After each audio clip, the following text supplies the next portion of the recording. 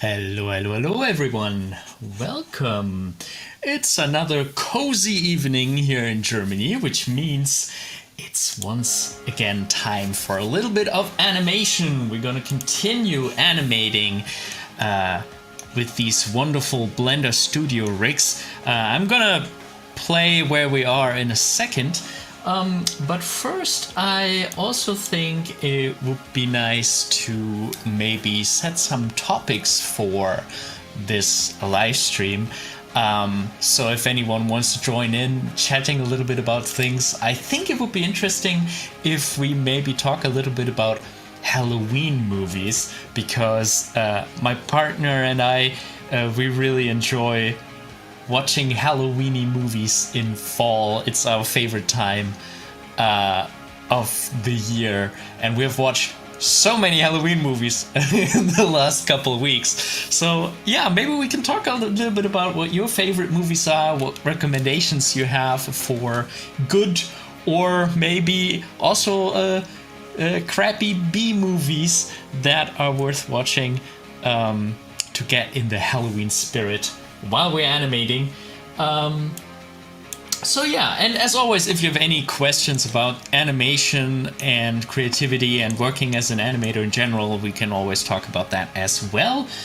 Let's maybe see where we are. So we do have this animatic right here that we drew for the entire clip.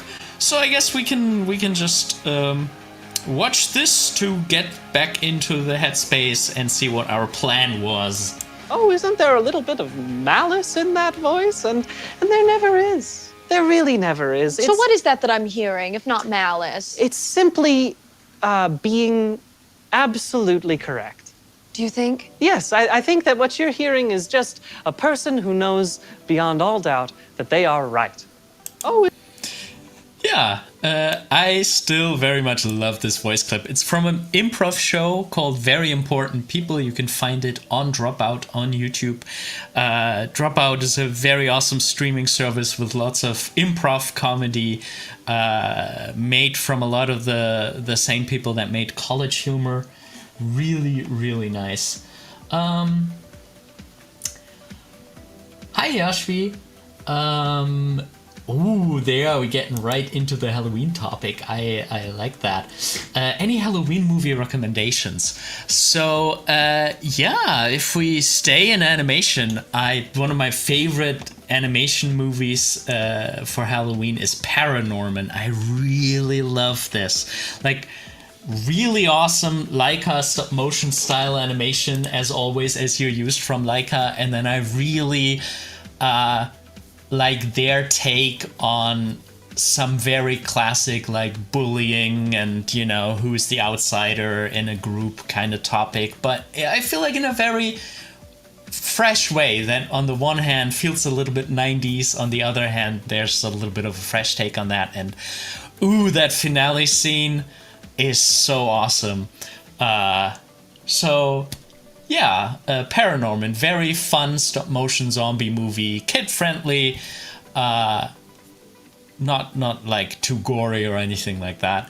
And other than that, I was really surprised. I haven't watched Scream ever, so we watched it for this Halloween. For this Halloween month, and I have to say I really enjoyed it. I really like the 90s vibe of it, but I also feel like it's a all-around very like solid movie, good pacing, good structure. It's a cheesy 90s horror movie, but it's fun. I'm glad that I finally watched it.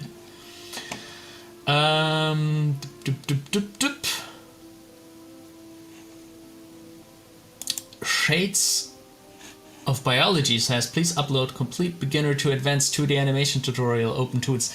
Yeah, I need to get back working on that one. At the moment, there are quite a few tutorials already on there, and I really do plan to get back into it.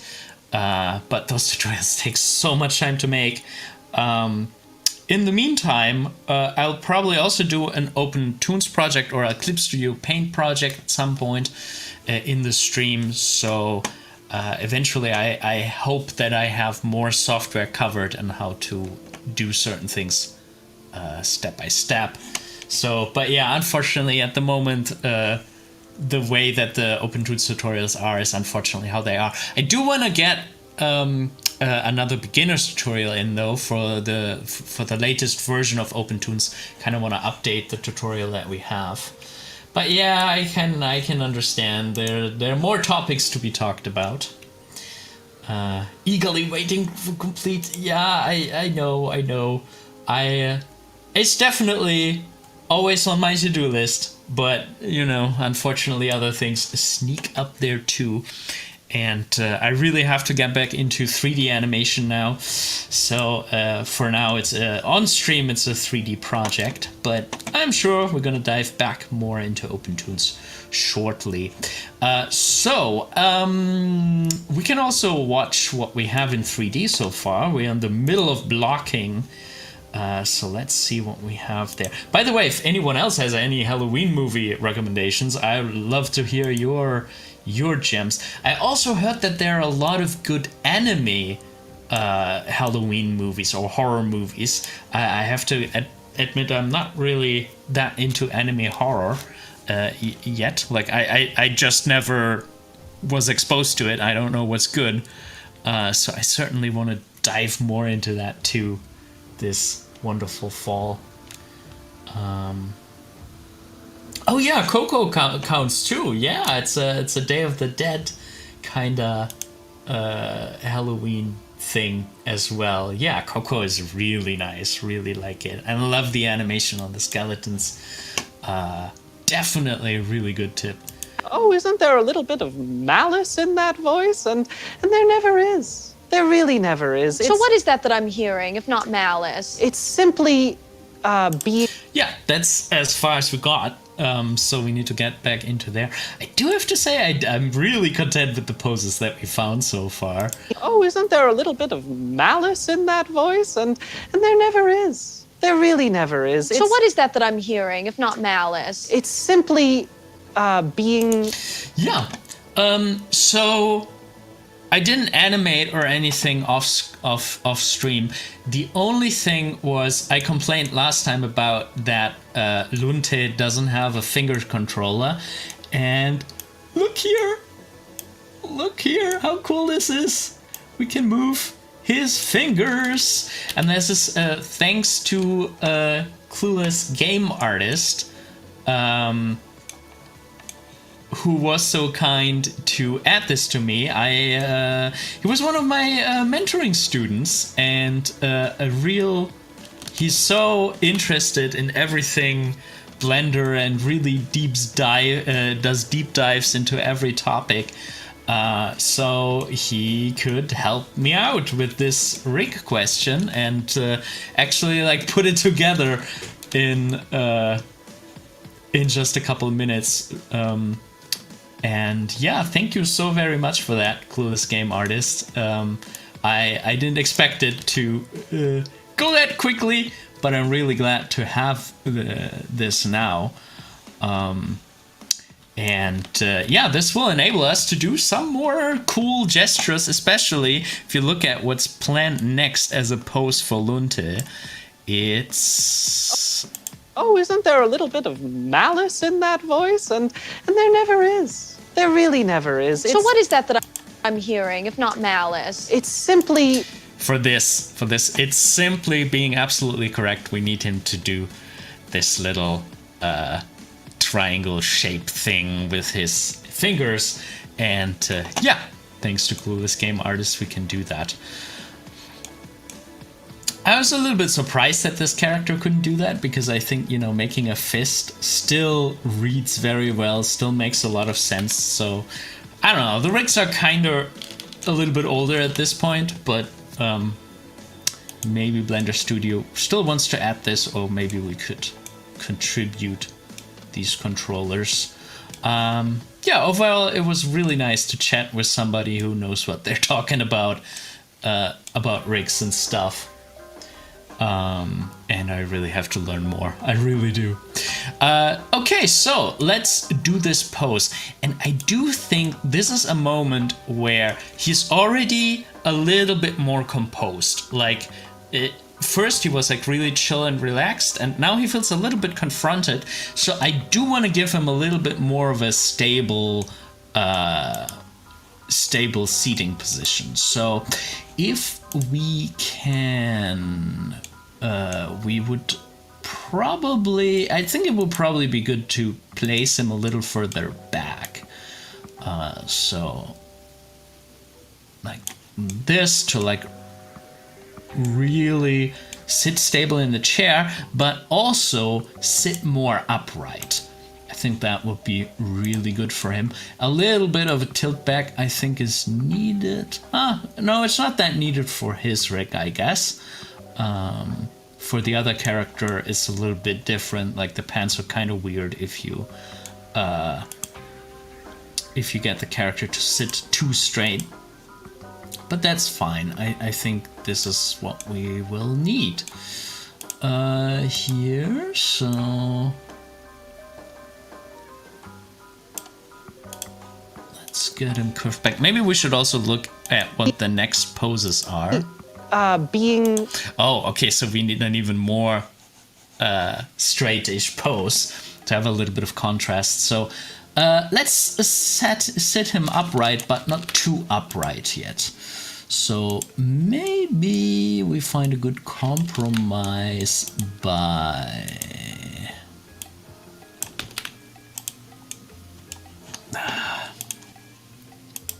Can't really...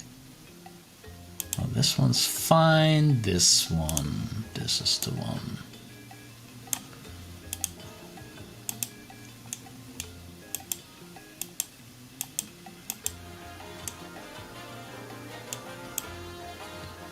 Okay, so we have him leaned back a little bit, and to the side I think still works very well.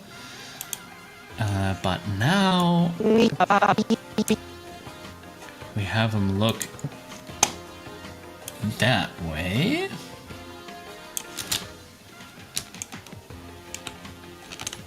Zoom in a little bit. I do like the cricket head a little bit like this. I think that could work quite well.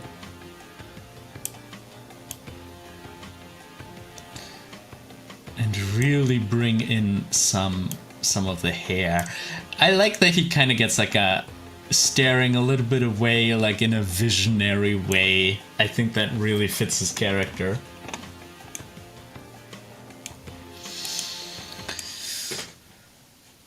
Okay.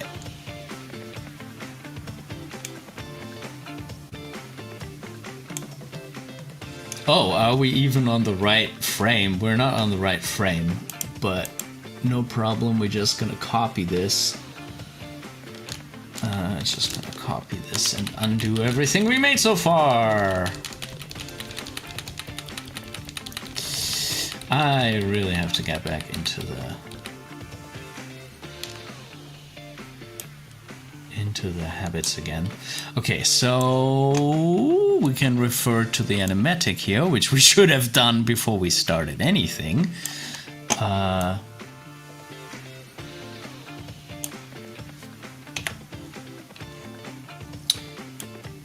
So cut 209. This is the new pose. Okay.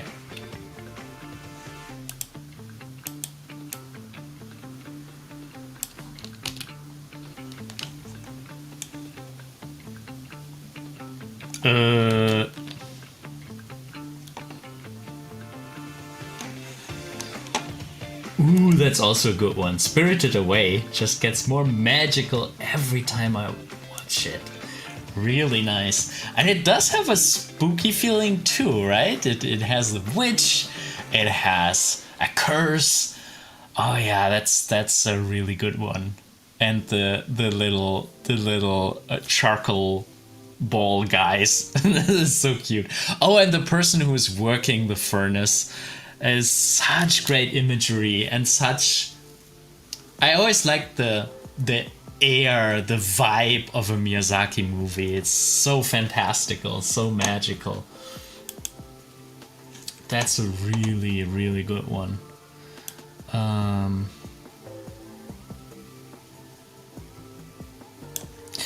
Okay.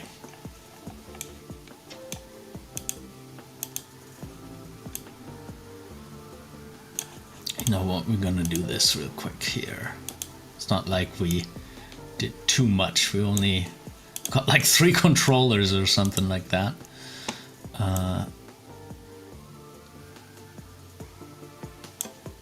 Okay.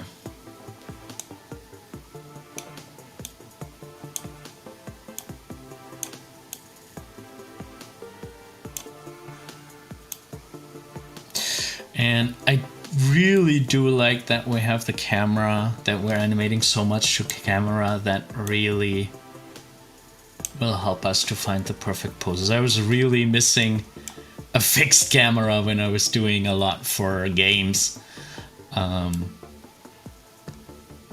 It makes it so much easier if something only has to look good from one side.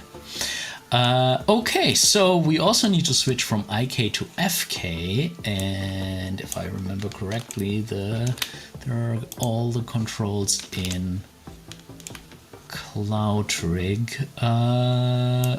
So we want to do that for not hinge, FK, IK switch. There we go. There we go. Good that that happens off screen. So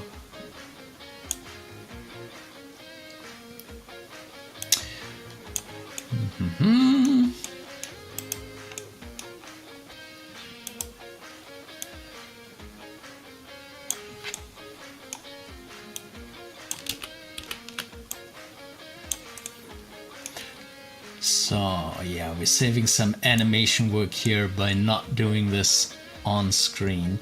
I do wonder how we get his... Or maybe he does come backwards is worth a try, or maybe even forward. If he's getting more alert, maybe he should come forward. I think that would be nice. I don't even know what my favorite Miyazaki film is, so Spirited Away is definitely one of my favorites. I did like one of the latest that I've watched is Porco Rosso, and I was I just like how odd it is, and you know, it's so much rooted in like a 19-something war feeling, but it has like this pig character, and I don't know, it's just really interesting to have that mix. And then Castle in the Sky, of course, really awesome. But I have to say, I don't know that much outside of Miyazaki movies. I have still a lot to watch when it comes to Japanese animation.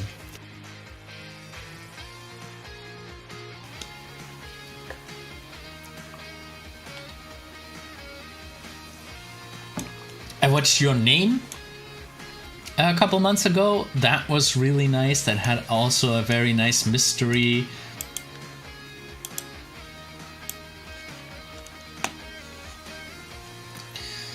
Okay, now it's time to shine for this hand bone. Yeah. This is so nice.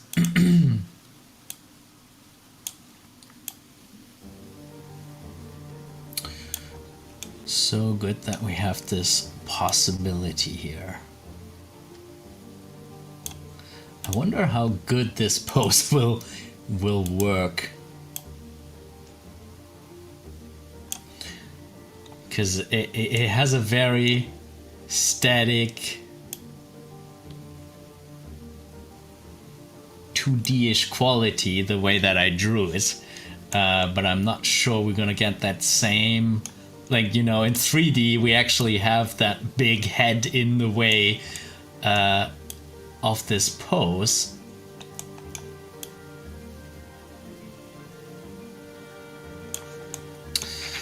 Maybe I should really try to work more with the keys.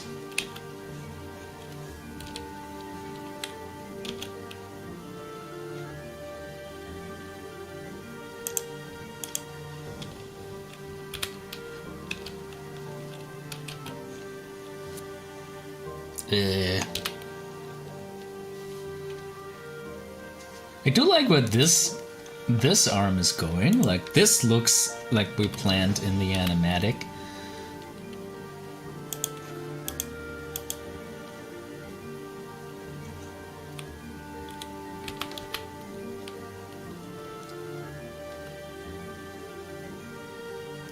Maybe we can do it in front of the mask.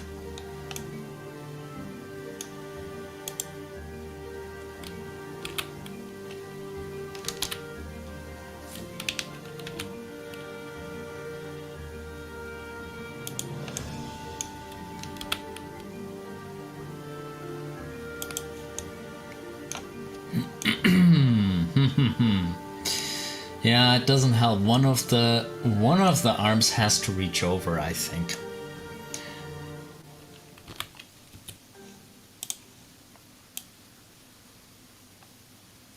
And I think this one actually looks like it could do that quite well.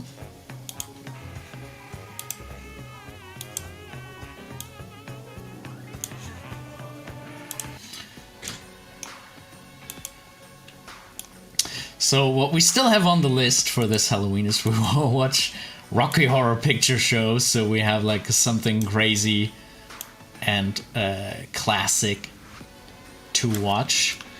And I'm quite like, I can barely remember it. I'm looking forward to see how silly it is.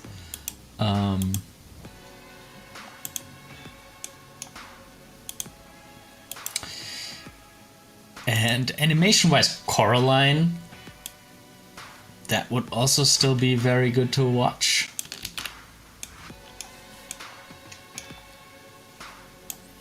Oh, this is kind of interesting. So the geometry moves to it if I move this out of there. But I'm not sure I should cheat like that. At least from that camera angle, it looks like we can get away with this.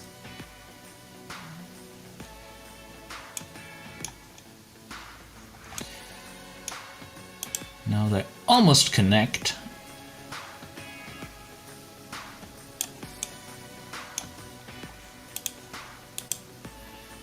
Maybe we do have to straighten out the shoulder a little bit.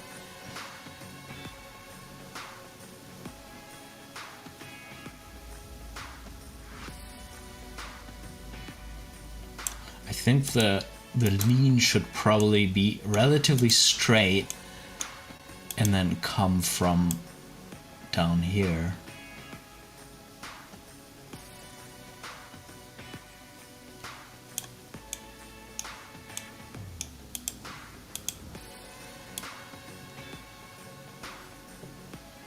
Well, it looks like we can get this done without stretching the rig too much.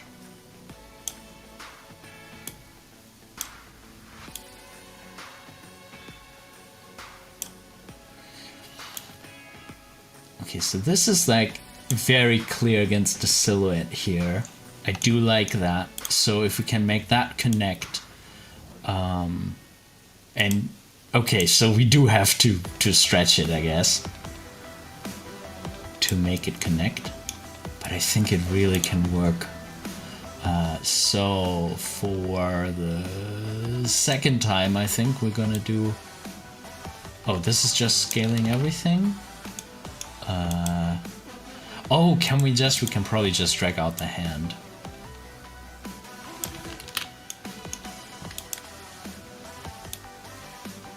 First we can drag this out, and then we can drag out the hand. And I think then we can get away with this.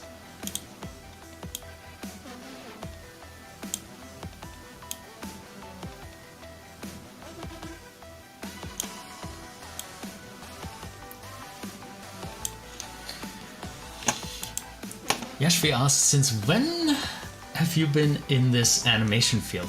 I have finished my animation studies in 2015. I studied animation at the Film Academy Baden-Württemberg in Germany. And yeah, that's when I got my diploma. And since then, I've been working mostly as a freelancer, going from freelance job to freelance job. Very often for games. I was working for a game studio called Studio Fisbin. They did some really cool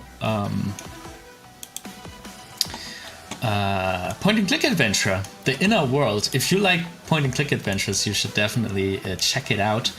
And I was animation supervisor for that.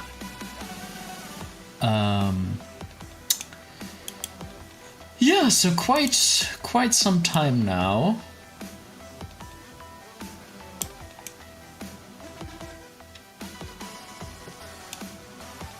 What do we do with this thumb?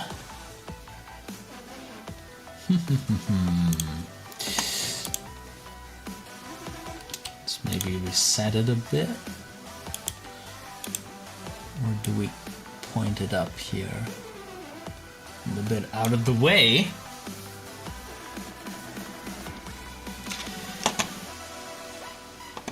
Hey, Gunsight. So yeah, 2 games that you could check out, and I think they're pretty great games, but I might be a little bit biased. So let's see. Steam Inner World.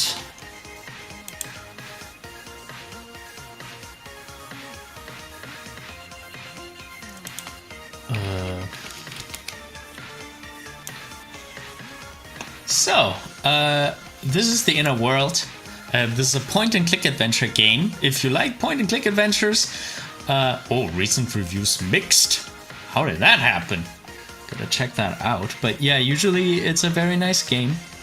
I love the story. I really think our screenwriter, she wrote a wonderful story, awesome dialogues. And if you like point-and-click adventures, like, Monkey Island and stuff like that, of course, we love the classics, then you might want to check this one out. Awesome story, good riddles.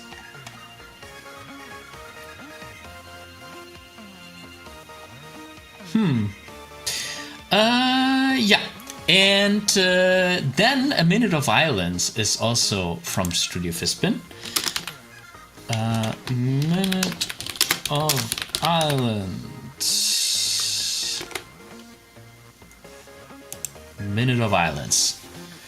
And I did animation supervision for both of those games. And I really like what we had to do with the animation in this game. To really get the wind right, because wind is extremely important in this game. And these are rigged, so that was a very interesting challenge to go from frame-by-frame animation to 2D rigs, and then especially a rig that can do so much and be affected so much by the wind. It's a puzzle platformer, so yeah, a little bit calmer, a little bit haunting is probably the right word for it. Not calm.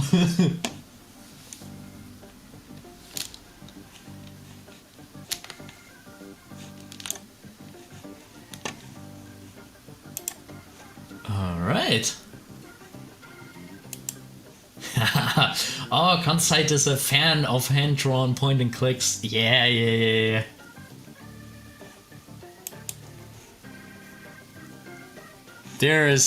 Fortunately, there are quite a few these days. I'm so happy that this genre is not entirely like dead. It's just such a nice way to tell stories and to like have a pacing that is different from most games. I really enjoy point and click adventures, and usually they are also very humorous, which I'm a big fan of. Okay, I actually think we're pretty much there. I do wonder if I do like the asymmetry here.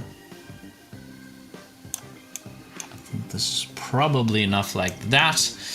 And now we should give the facial expression some attention.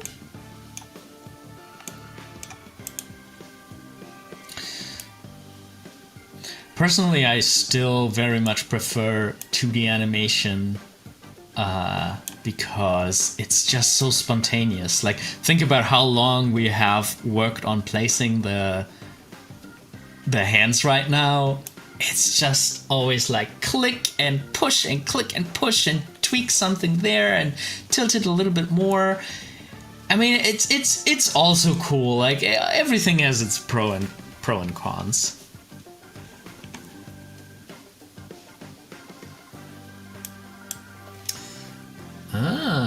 Conside says, I'm a pixel art animator and I've tried rigged animation as well. Rigged seems kinda dry and boring, even if more effective. Yeah, it has a certain dryness to it compared to, like, you know, stuff happening and being final right under your fingers. I feel like that's what it is for me, that it feels you have a more direct connection to the final product. But maybe it's also a thing, you know, of getting used to it, enjoying the process for what it is. But pixel art, really, really cool. What I always find fascinating with pixel art, if like people draw like the anti-aliasing to make something like diagonal or curved and look really smooth, that always blows my mind. I definitely should, after the stream, I'm definitely gonna check out you stream on Twitch? Is that really interesting? That's really interesting.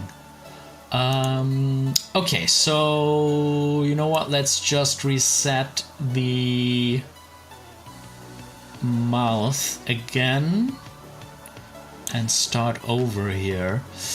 Pose, clear transform, all.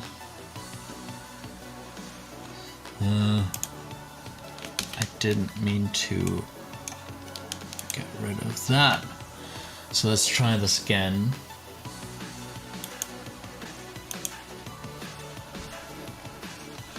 Link to portfolio in the profile. Yeah, I want to have a look at that.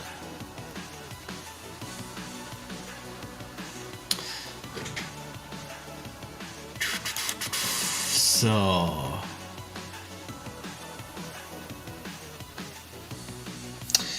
what do I want to do?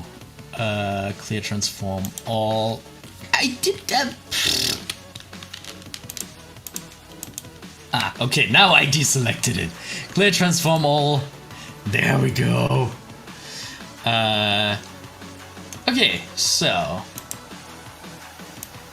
And I think just some really unimpressed half moon eyes. Could be really nice.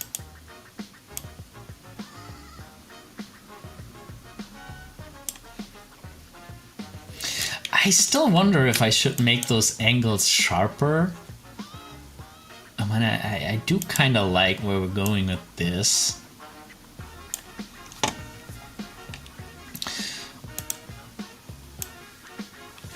Teeth we should actually switch off. So I think that's in Cloud Rig. High teeth.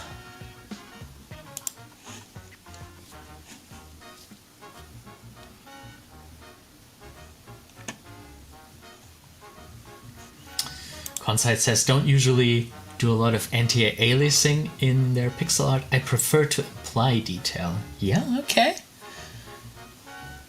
Cool. Yeah, I mean, it's a style question, right? So there are these really sharp pixel arts that have like, you know, every pixel is like its own thing, and then pixel art where it's blending a little more. It's like a different era, I guess, if you go like technology-wise. So Yashvi asked, I want to do an animated short film and I already have a story, but I'm not good at drawing. Can you please help me? So for a storyboard, you don't necessarily need to be able to draw well. And as you can see, you know, if you do like 3D animation, you don't really need drawing skills for that. You need a hell of a lot other skills to do like modeling and rigging. But that can all be learned. And also, if you're interested in drawing, I can always motivate you to try it, to build your skills more if drawing sounds interesting to you. If drawing doesn't sound interesting to you, then you should probably look into how 3D works. There are also certain like vector styles where you don't necessarily need to draw. But yeah, one of these things you will probably not get around to learn. As far as just planning your short film and, you know, getting to the next step goes, the next step would be storyboarding. If you have already, well, you should write a script first. There's some awesome script tools out there to like get your story straight, to plan the scenes, to plan like the story arc, and then you know, write a little script. That could be a good next step. Or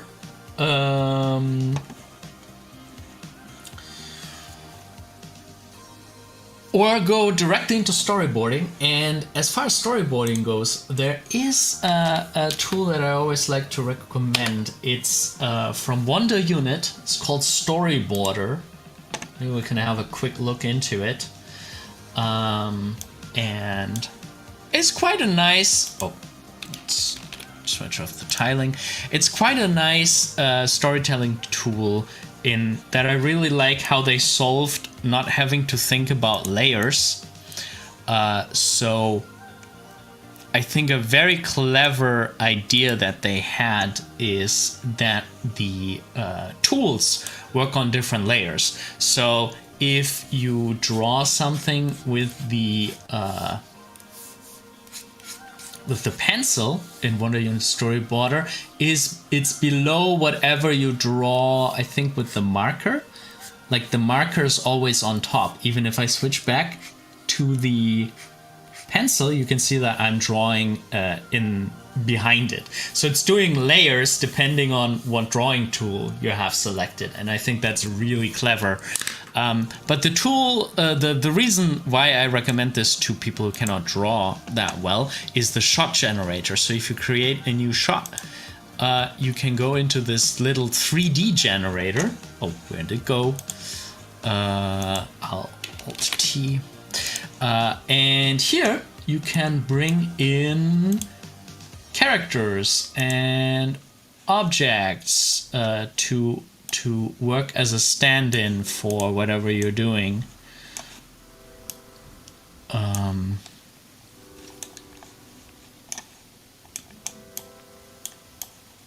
And you have different options to place whatever you want in the scene. And And with that, you can, even if you can't draw, you can build your scene, and it can also suggest things like, let's say I want a medium close-up camera angle. We want to look down from up above, and then it can give us a bunch of different suggestions on how to do that.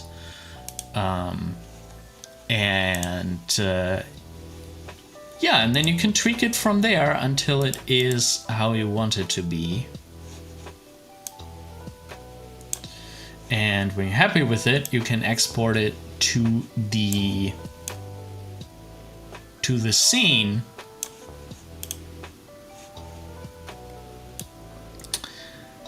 And draw over it. And you could do this in any other 3D software. Like you could also do this in Blender, but this is really cool because, you know, you save it to the board and then you're back in Storyboarder, if you don't lose the window, and then you can go right in and maybe decrease the opacity a little bit and use it as a guide for your characters. And you know, even if you only draw stick figures, this could be a good basis to plan your short film.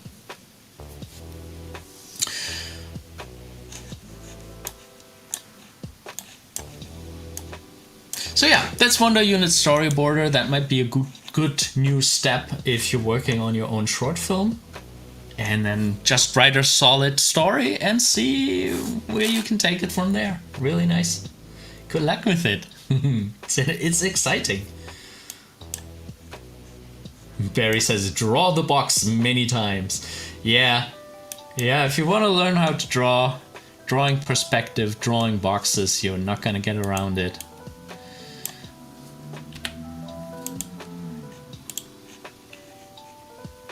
Really never is. So what is that I'm hearing, if not So let's see how that works in context. What we have so far. There really never is. So what is that I'm hearing, if not malice? It's simply, I like it. Maybe we can have him look. There's like a certain kind of cheekiness in the way he holds the head in the animatic that I really like. I wonder if we can push that.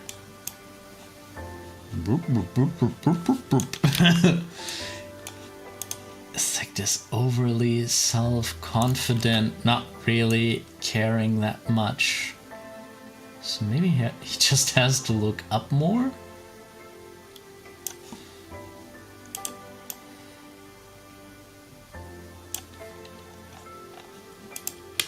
it's simply,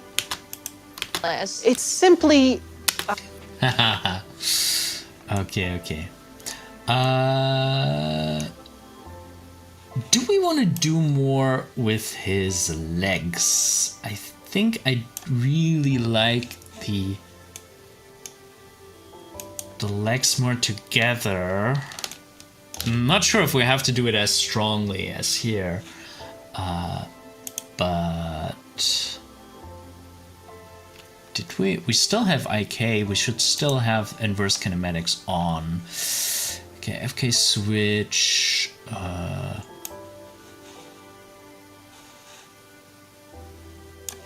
Oh, it is still on. Okay.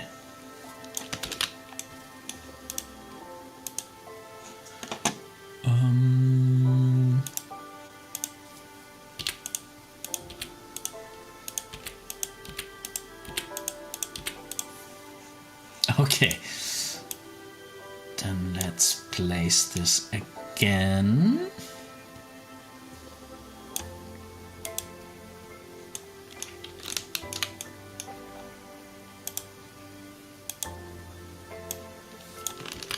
I keep getting the other controller. Maybe if we can see through things. Yeah, with our X-ray vision.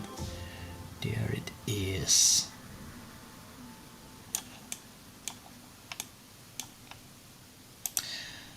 I don't think we can move them together, can we? It should be pretty central.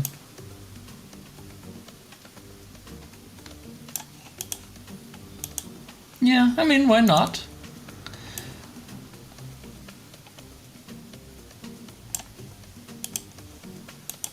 Maybe that's a bit too extreme, too angled.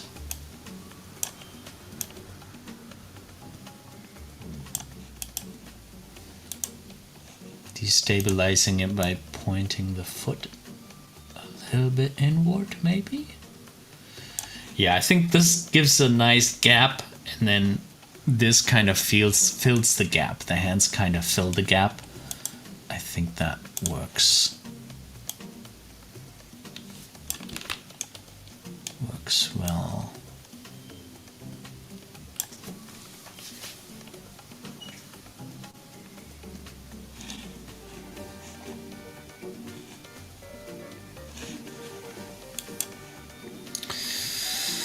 Okay, let's see where we are in context.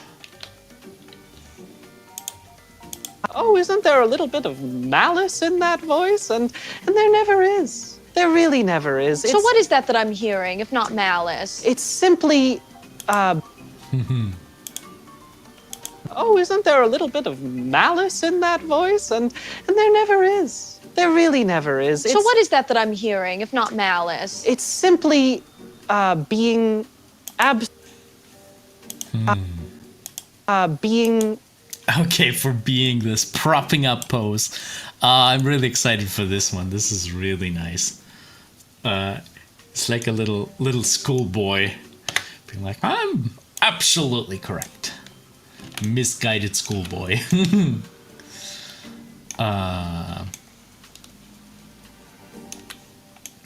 So why not let's reset the spine controllers. Is this a spine? Yeah. So yeah, we're gonna prop him up real nicely.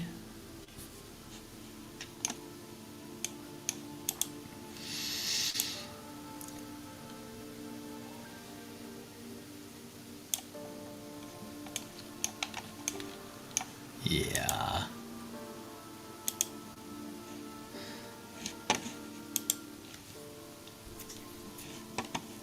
Hi Hilly, nice to see you. How are you doing?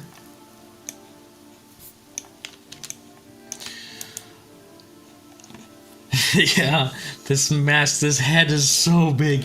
You sometimes don't know where to take it. Hahaha. This is pretty good though.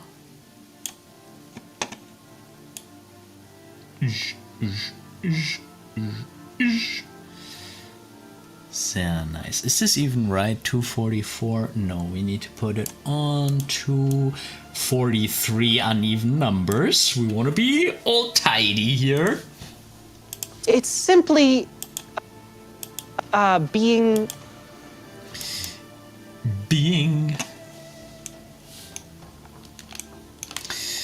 and once again, let's select a lot of mouth stuff, facial features, and reset them.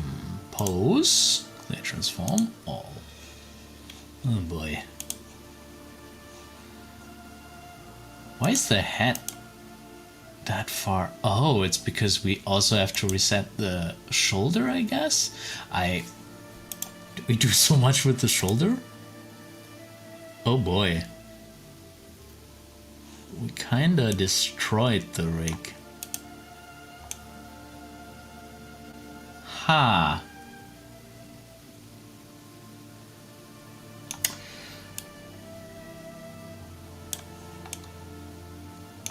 Oh, the shoulder is tilted back a whole lot. Maybe we should relax that a little bit. So, shoulder forward and head back. Oh, now we have a lot of fixing to do.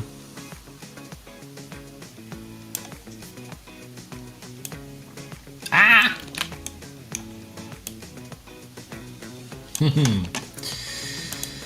This is a personal project. I just heard the voice clip. I really liked Brian David Gilbert in the role of this improvised villain.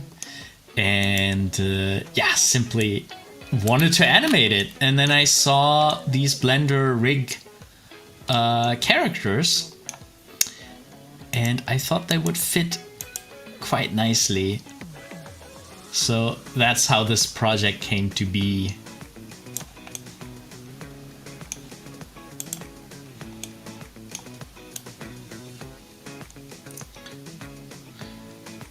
And I also want to do more,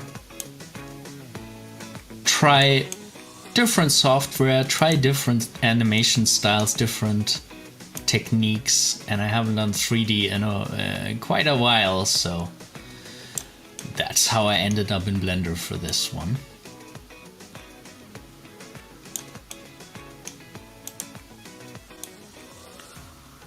And we're almost back to where we left off. I do want to have the elbows down if possible. Can we get the other elbow more down?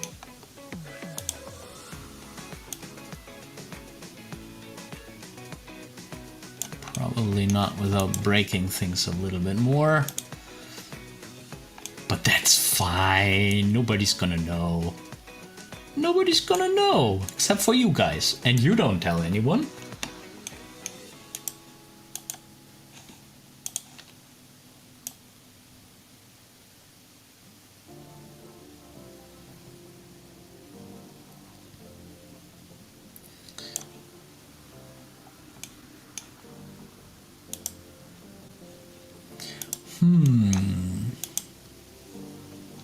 Maybe we could correct the lean a little bit.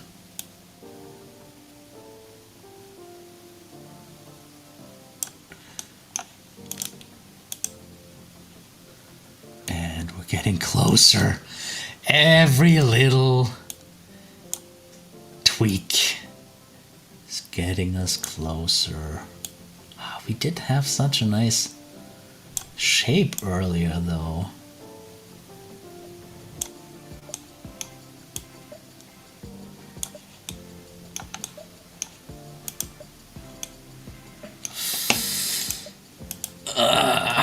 Can we cheat the rest of the way? Oop. We already started cheating earlier, so it doesn't matter. I just can't forget to reset it.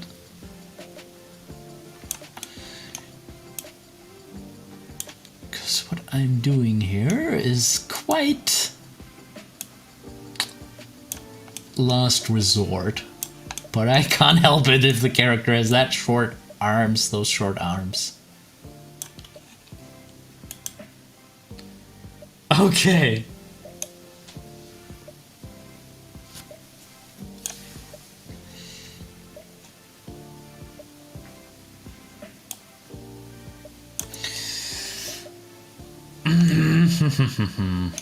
You know what? Let's reset the arms and then see what we can do from there. Because I don't want to carry that crazy transformation that we just did. I don't want to carry that over into the next pose. Oh boy. So we want to reset this one. We want to reset this one.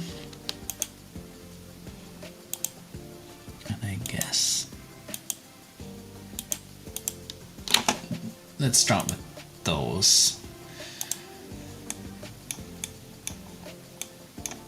And then bring it all back into shape.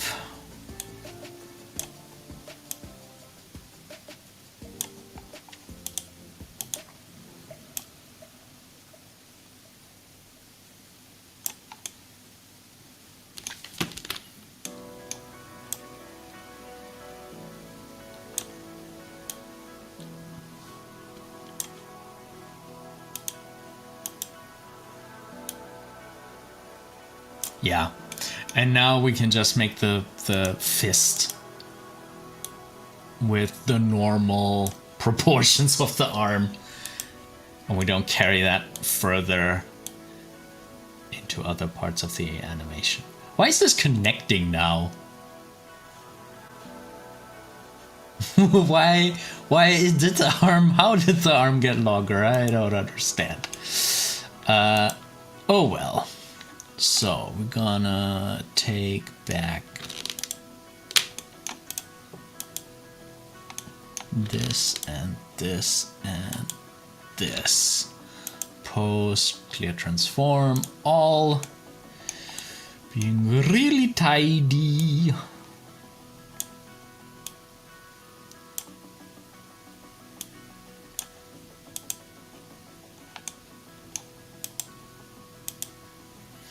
Or did we shorten the arms for anything?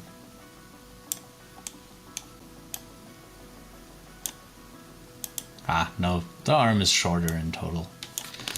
Gonna see that in a second. They don't reach over. But that's okay. We don't need them to connect anymore.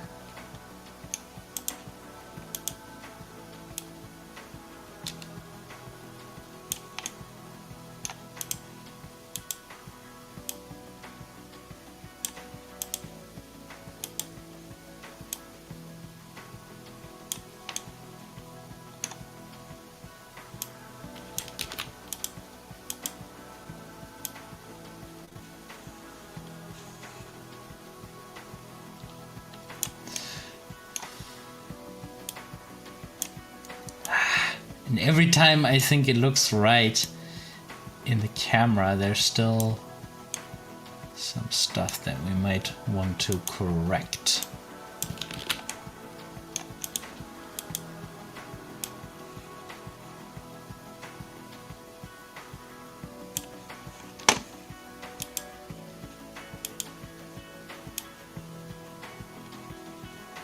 It does look like he's losing length. How does that happen? So look at the amount of blue we have here. If I go to pose, clear transform all, is that more or less? I guess it's an optical illusion. But somehow the bend makes it look shorter.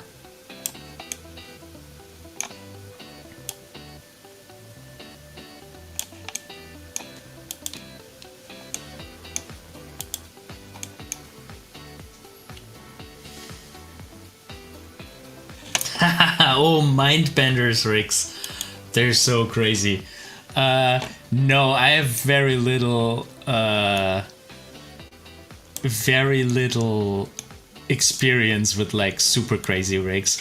And I'm so like the stuff that they're doing right now on like the Digital Circus and stuff with like Kane's rig is so crazy. I love that there are people who are so creative and have the patience to fight the technology to do this crazy stuff with 3D rigs. Here's also the crazy thing, you know, it does look super flowy and spontaneous in a technology that is not super spontaneous and flowy at all.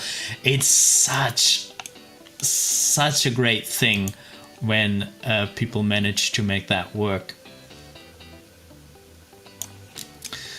But really impressive.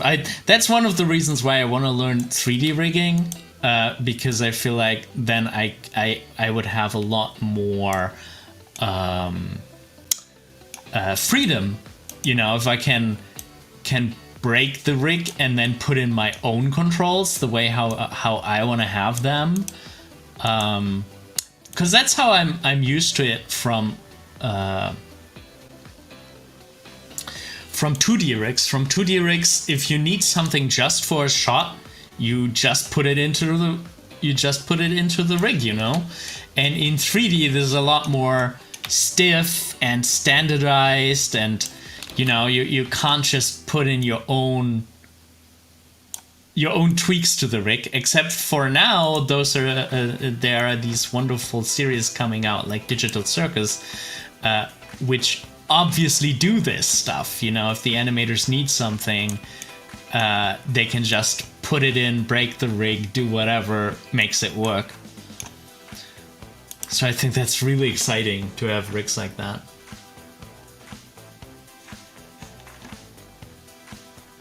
Yeah, but the Mindbender stuff is crazy. What else do they have? On Hotel Transylvania, they did some crazy stuff too with like the Jello monster, the glob.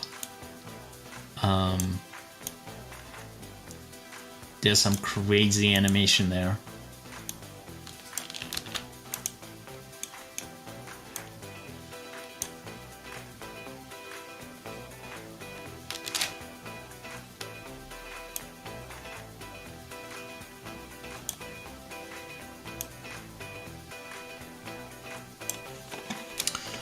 Ashwa asks, can you please make a video on type of contrast in animation image and how to define different contrast in it? I mean, I think there is an old video about contrast in art in general that you could find on the channel. Maybe that already helps you. But yeah, other than that, if it comes to like interesting animation, looking for contrast can really make animation more interesting, and you can find out a lot about how different artists use contrast by just looking at stuff and see how people use that. For example, you know, we right now we also have a contrast. We have a lean to the right, and now we have this very straight up central position. Like there's contrast in posing, there's contrast in light and shadow. Yeah, interesting topic, but difficult to make a video on. As I said, I think I tried. I think there are some videos about different kinds of contrast already on the channel.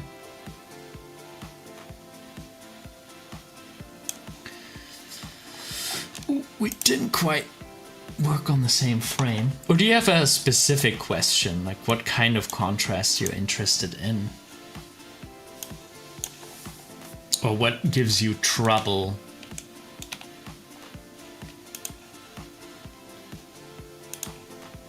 If not malice. It's simply being being. Maybe we can do it a little bit later.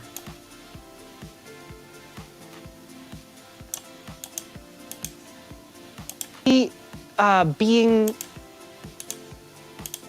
It's simply being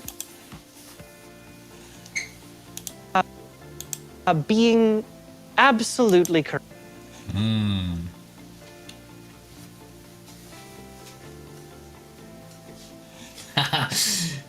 Yeah, crazy takes. I think a lot of people call them shrink takes, because what you can do to get like a really big cartoony impact is to... I don't have something to draw. Where is concept? Concept board to the rescue. Let's make a new desktop for that. Concepts. There we go.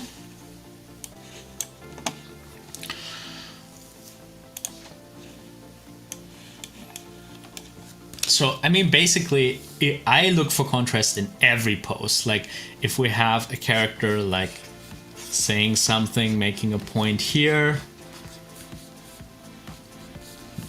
Now I have another character sitting, I wonder why. And then, you know, contrasting this, and maybe also in one pose having the contrast of straight against curves. If you really want to put some emphasis into things, or maybe like this, and then maybe we have something curved here and something straight there. I don't know. So contrast within the pose, contrast between poses, and then really cool variation is to do a shrink take, like when you have like a character being like, oh, I'm just chilling, a little bit bored, like this. And then you have them, like maybe the next one is like a super crazy, like, you know, speaking of Halloween, like maybe this, it's like a scare kind of thing.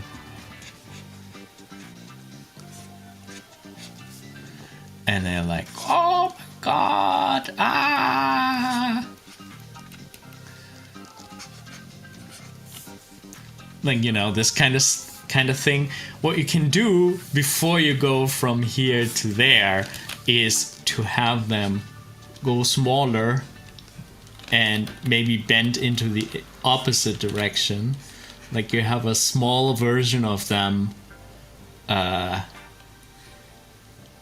doing like this.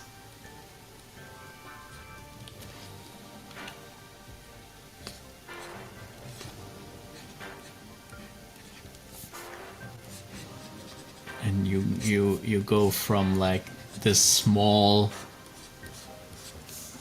version to this. You have a nice little contrast that could look pretty cool. So that's a shrink take. That's really fun. I don't really have stuff on Instagram.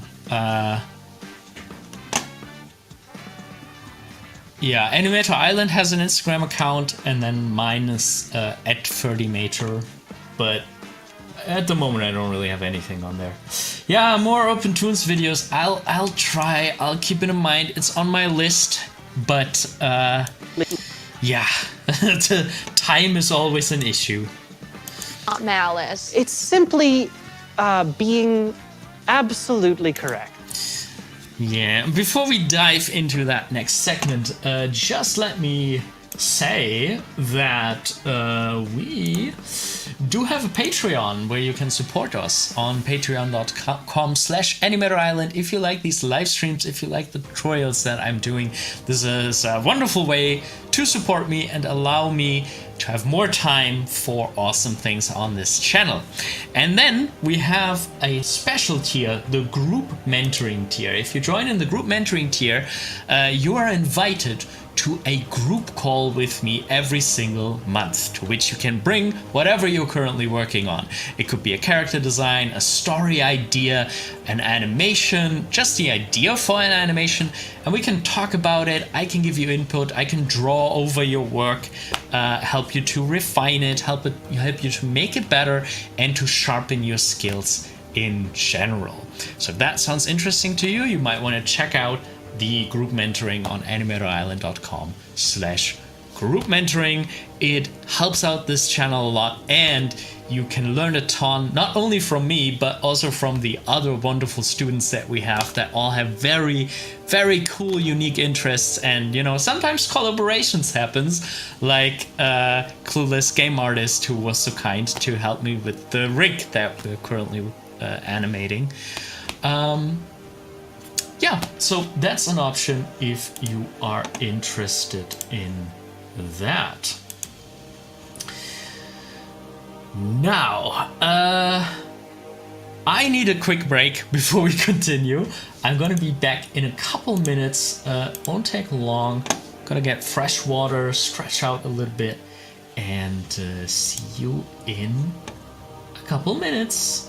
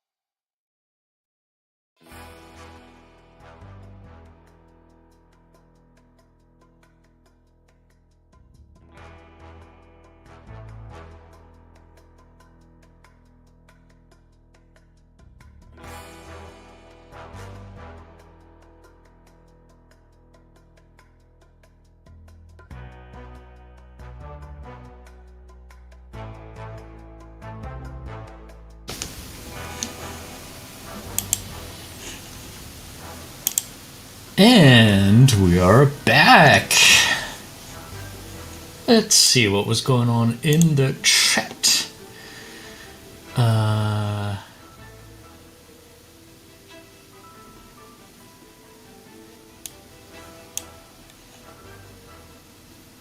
Yashvi asks, from where do you get ideas or inspiration for story or drawing characters? Lately, I have trained my Instagram algorithm and to give me some more awesome artists and to see, you know, what other people are up there, out there and doing amazing stuff. And that kind of always helps me to be like, oh, there's a very cool art with mouse family. Maybe I should do more with fairy tale animals or something like that. So yeah, other people's work often inspires me. Of course, film and TV in general. But sometimes I do like brainstorming session. I really like this post-it method where you have like a post-it notepad. And, you know, usually you have like a vague idea what you are in the mood for. And if you're like, I don't know, I'm in the mood for something sci-fi. And you just start writing one word, one bit, something, whatever, just as short as possible on a post-it, and then you put that post-it away, write the next one, and you just keep writing and writing and writing and writing without censoring yourself, without stopping yourself from writing a silly idea down. And then you will have, in no time, you will have hundreds of sci-fi terms, keywords, bits and pieces and ideas, and then you can go in and sort them and be like, okay, alien gun, UFO, and you can like group things, cluster things, and even the silly stuff like, I don't know, sock-eating alien can give you inspiration for maybe an idea. And you can also use this technique if you already have a story. You can be like, okay, opening of my film, how could the opening be? Also, a nice brainstorming technique is to think, how could it not be? Like, maybe it starts with them tied up underground. Like, this is how I not want to start my movie. But then you're like, tied up underground? Maybe it could be like a hostage situation, or like, you know, somebody got kidnapped or something. And it could give you new perspectives. So yeah, brainstorming techniques, I love them. During story development phase, I have like walls and windows full of post-its.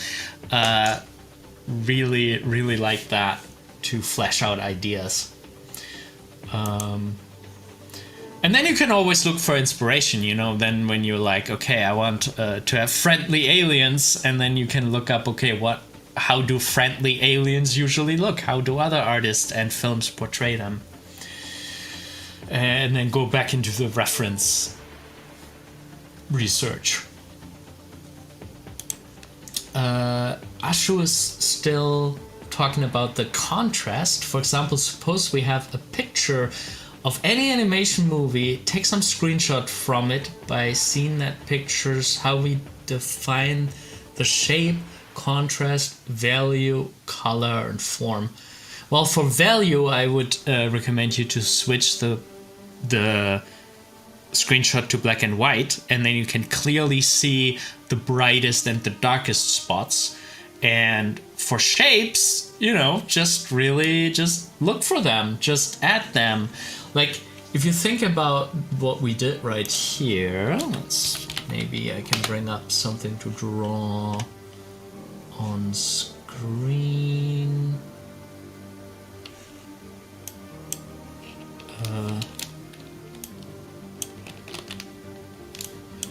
Let's see how we do that.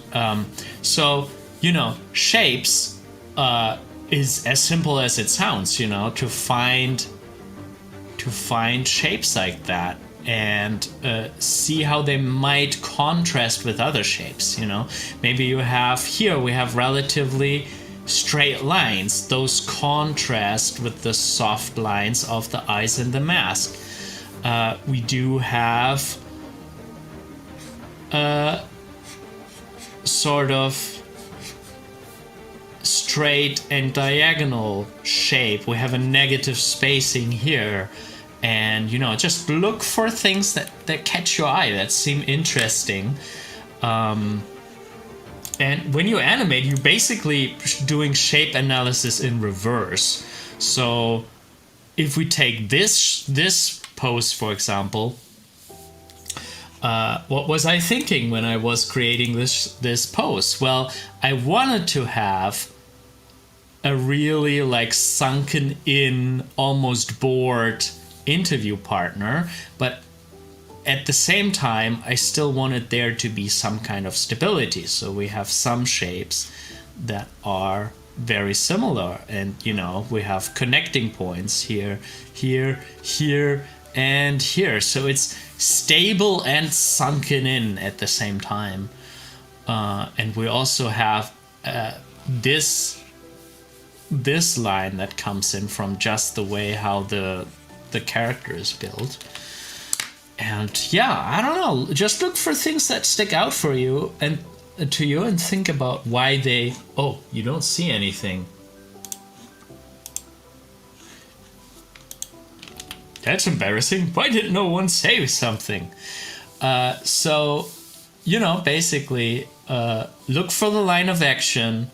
I also like shoulder lines. Shoulder lines are really cool to find things in.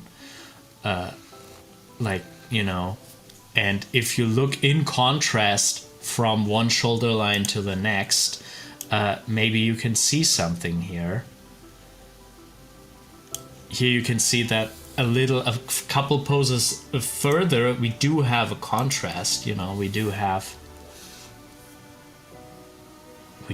this, we have very straight lines. We have this is straight, this is straight. We have this almost straight. And yeah, just see how different animators, different artists used shape language and energy coming through different parts of the image. One thing we also have, you know, the eyes are both round, but one is bigger than the other. That's also a contrast. This corner of the mouth is higher than that corner of the mouth. You know, these are interesting things to notice and to think about why it was done this way. I hope that helps.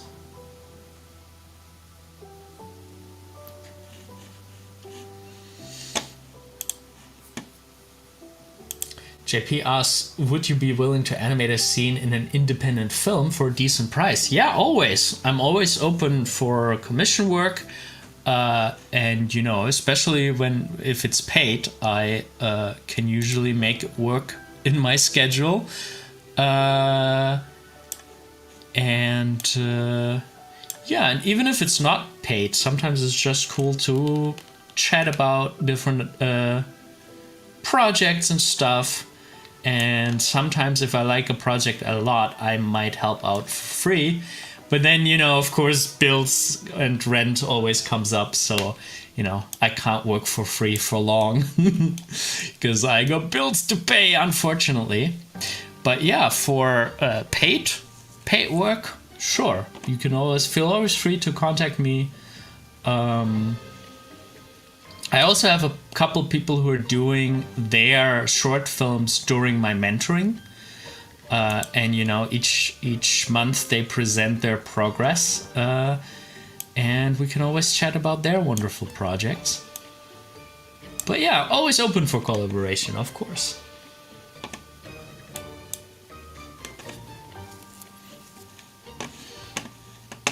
I always find it so interesting, man, what people can do just as independent animation work nowadays is amazing. And personal projects I always prefer a lot to, like, you know, if somebody's just pumping out something that their heart is not really in it, I prefer passion projects any day over like the sloth that some corporations are putting out nowadays. Can we even make a real fist with his fingers? Ooh. I guess we could do it with just the thumb.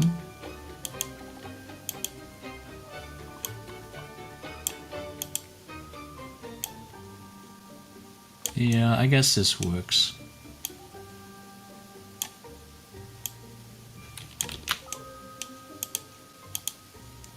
Not sure how this character... This is how this character is supposed to make a fist, but it looks fist-like. So...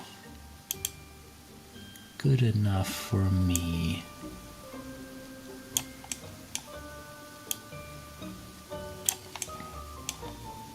Yesterday we watched Kubrick's The Shining. That was an intense film.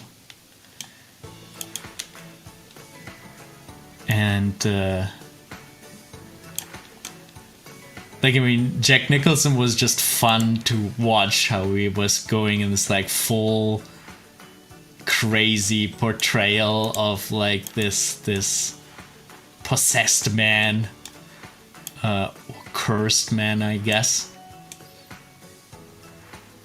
And then that contrasted with her like raw fear and panic. That was so crazy.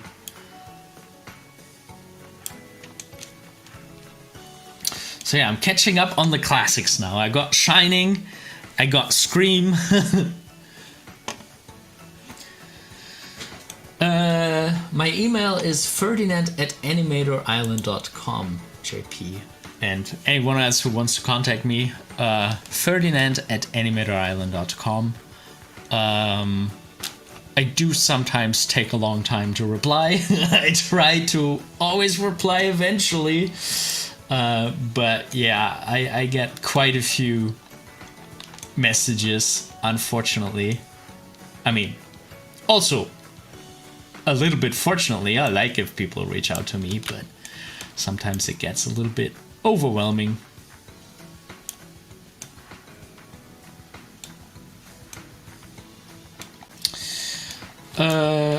Okay, so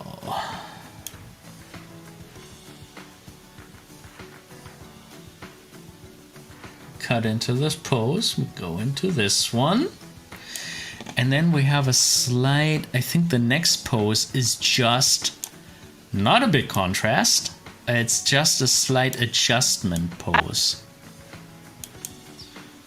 So we got this. The feet off the ground. I do kind of like that. I do like the feet off the ground. Do we switch? We switch to... we should switch to forward kinematics for this. So let's just get the controllers in the right ballpark to switch from IK to FK.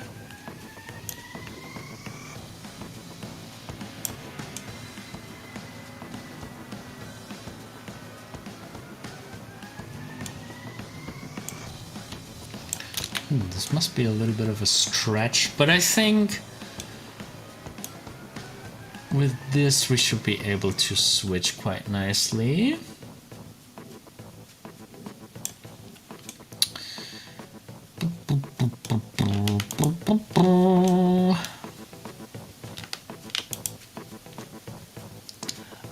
It's probably rotated inwards more.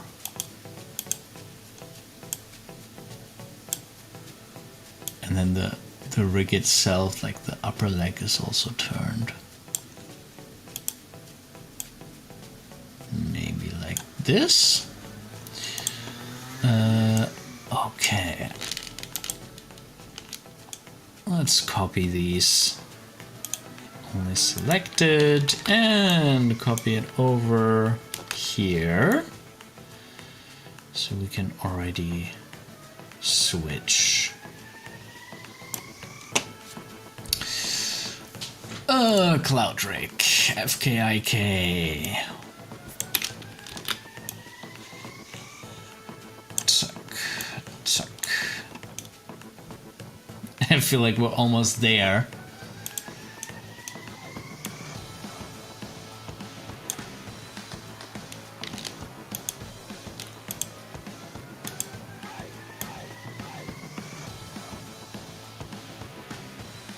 And here and here. I'm quite surprised that the IK and FK controller for like the top of the feet is different. Like in 2D rigs, I always make rigs where the hand rig and the feet rig is still the same.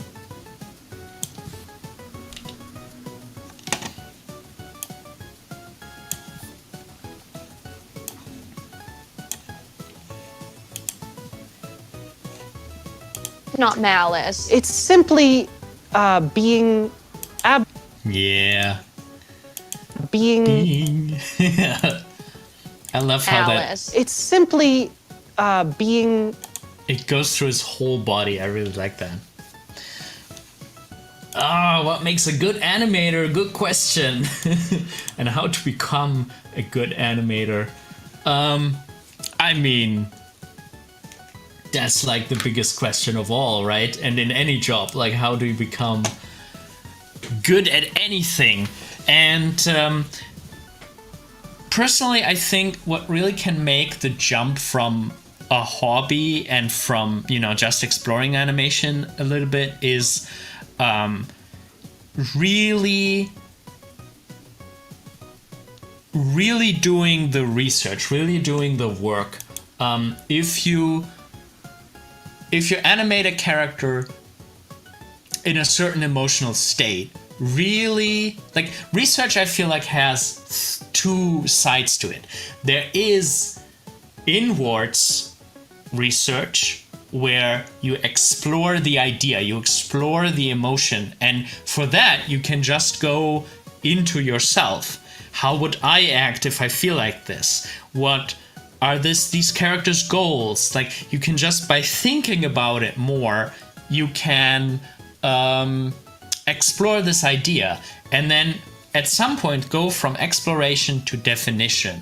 The character is sad, and that's how they express sadness. Expressing sadness or happiness or whatever emotion is different for every single person. How does this specific personality, this specific character expresses this sadness, this happiness, this type of fear? Some characters are afraid of little things. Some characters are only afraid of big things. Some characters are not afraid to fight, but afraid to have a deep conversation. Like, get to know your characters on that level, and you can research that by turning inward and thinking about things. And then the other side of research is going outward, looking at movies with similar situations, looking at books with similar situations, learning about the psychology between certain emotional states and how people pursue goals, how people succeed in life or are stuck in their life, to really get close to how humans work. And outward research is needed if you do stuff like, I don't know, you have a sword fight. Then you should learn about sword fighting. You should learn the basic poses of a good sword fighter.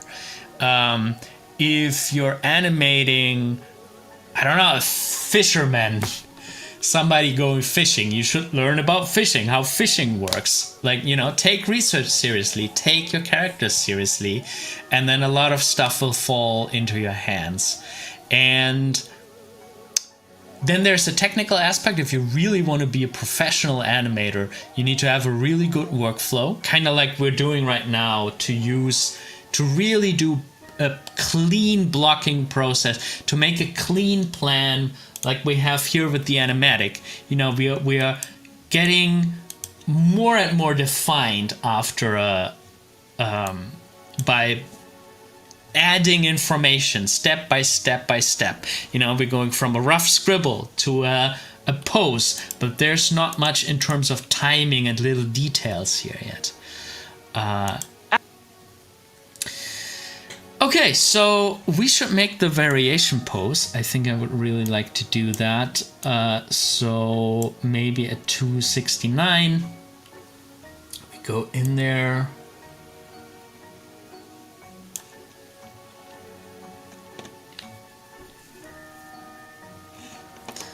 Ah, really cool. JP says, I've been helping develop OpenToonz for the last couple of years because I'm very interested in the Disney Caps system era workflow from the 90s. I have to say from the top of my head, I don't really know what this workflow entails. But yeah, really cool. Thank you so much for contributing on a project like that. Like that's the big strength of open source. You can participate, you can help the overall community, but you can also put your own interests in. That is really, really cool. Oh, the deep canvas stuff on Tarzan. Yeah, that was amazing. And that's definitely an excellent way to do it. Do your 3D background information, your 3D background elements, like, you know, the Tarzan surfing on the logs through the jungle, and then render that, put a grid on it, and then draw over it. It's so amazing. It's so much fun. You can do really crazy stuff with that. That's also one of the reasons why I'm getting back into Blender. Not necessarily to stick with purely 3D, but because 3D backgrounds and then integrating some awesome 2D animation on top of it, that's really interesting. Yeah. That sounds very exciting, and it's really cool that you explore these interests. That's really, really nice.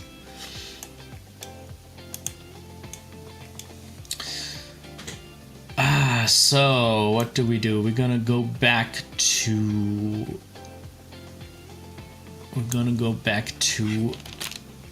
IK, I guess.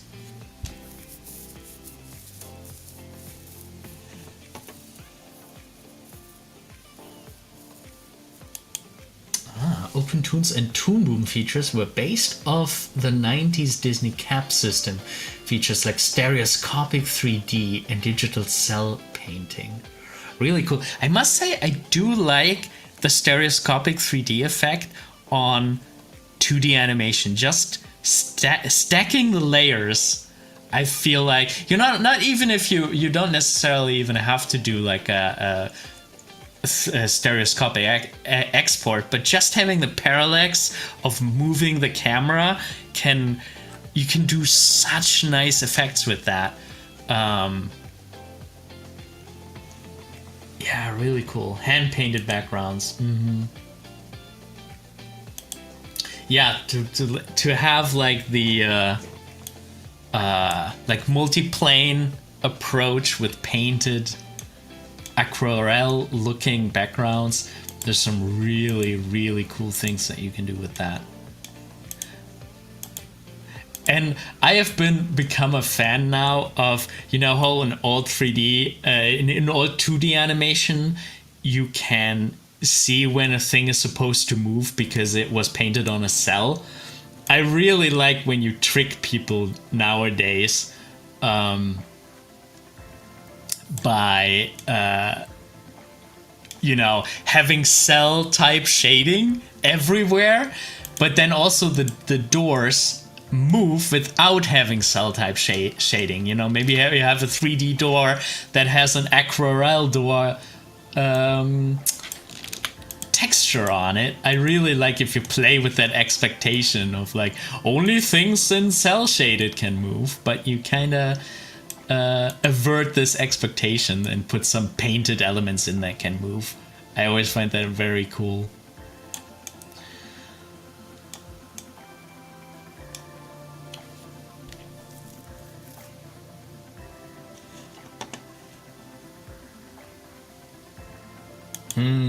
all the Ghibli compositing effects are now available in OpenToonz as well.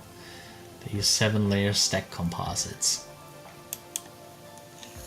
Yeah. I do like making compositing directly in the 3D, in the software, whether it be 2D or 3D. When you render it and you immediately see how it's supposed to look, that's extremely powerful. I really like that. And when you can also, you know, when you can see the effects, you can also interact with them more. Like if you have decent like fire effects and stuff like that. But also just, you know, light and shadow, so important.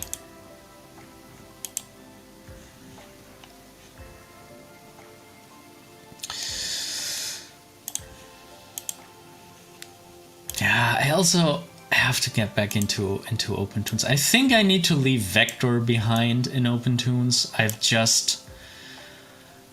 You guys know me, I'm a big fan of vector tools in every software that I try. But I have realized like the performance in OpenToonz for like really big vector graphic projects, just there is a certain limit to it.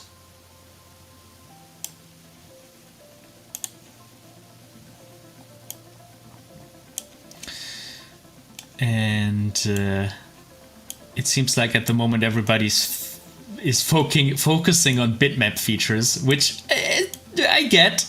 You know, the interest is there a lot for cool bitmap tools, and the brushes have improved tremendously. It's a general preference that I like vector stuff more, because I like to tweak my lines so much.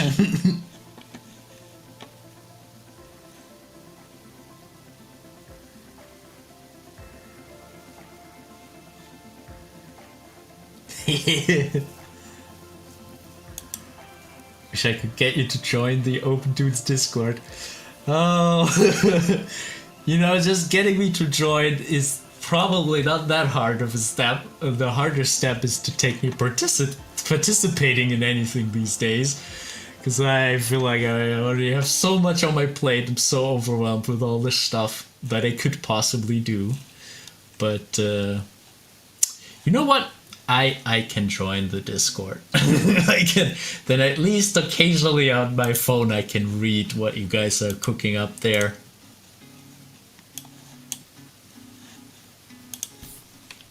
So let's find it. Discord OpenToonz. Gonna join it right now. OpenToonz Discord server.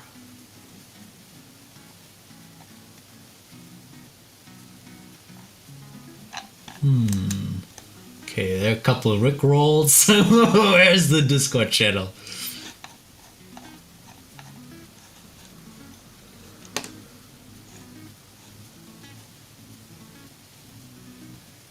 I'll look at it later, but yeah, I can certainly lurk. I'm not sure I can be actually active there, but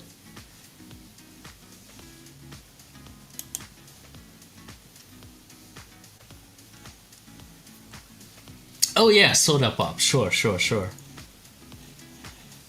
Yeah, I'll join after the live stream. Okay. Oh, the switch. We wanted to actually make the switch from IK to FK.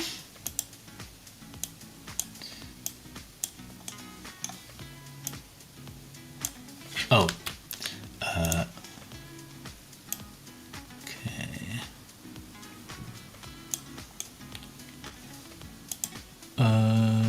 Yeah. No, I think that's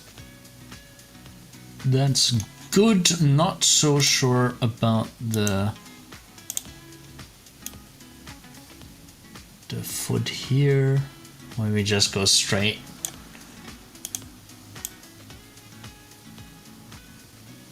Oh, did I not create a new? I said 270, 269.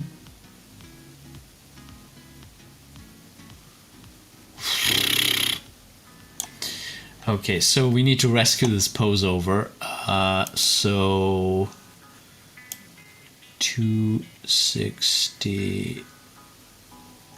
Let's copy this, undo things.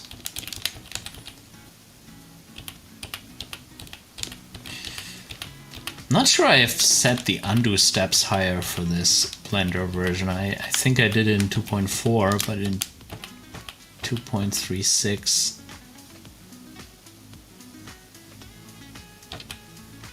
I still need to do them. Okay, so now 269, and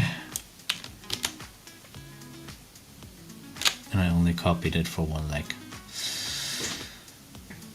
Oh well, better than nothing. I still have to get back into the motions. Maybe we should also change this target. Ah, yeah, that of course looks better.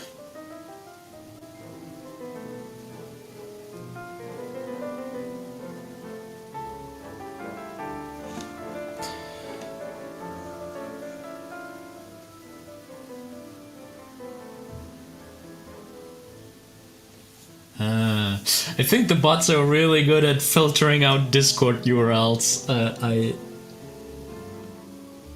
think I don't see the Discord link, but I'll find it. You can also write me to ferdinand@animatorisland.com. I gave you already the email address. That might be the safest bet, because I think the bot and spam protection is really good, removing links.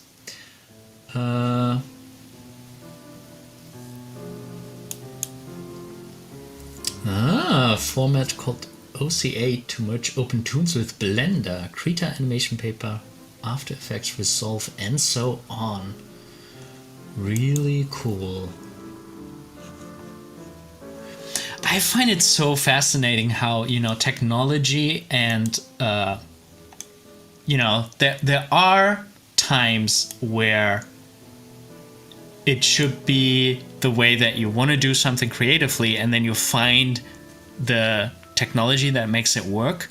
And then I also find the case fascinating where, people just keep adding technologies, maybe also for their own purposes and their own goals. But now there's this technology there, there's this possibility there, and that opens up ways to do things that were previously not possible or not as easy. So that's really exciting to have all these options now.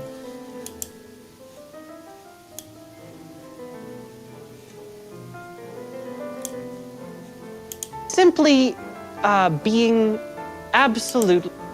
And then we need to have him sink in a little bit more. 69.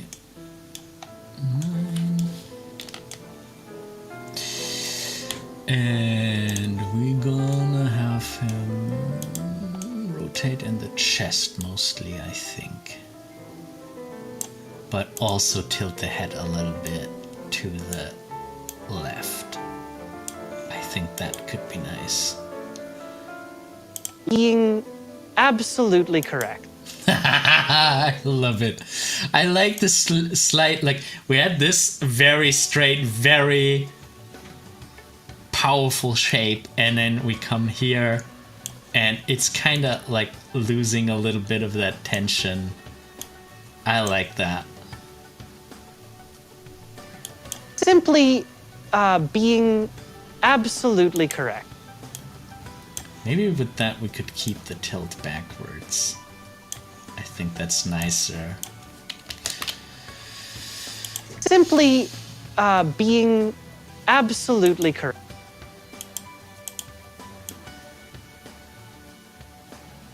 Maybe even earlier, because, I'm going to take out the... being Where does absolutely? Absolute. Now I'm doing timing, which I shouldn't be doing. We should focus on the poses. Simply being Absolutely correct.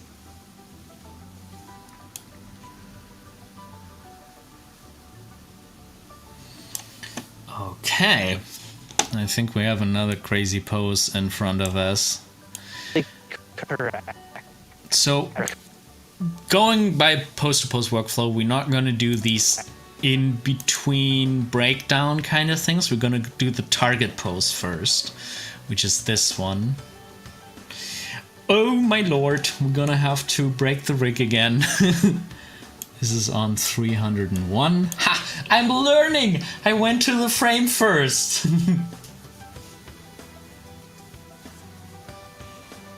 Thank you for the invite, JP. That saves me some work to look for it.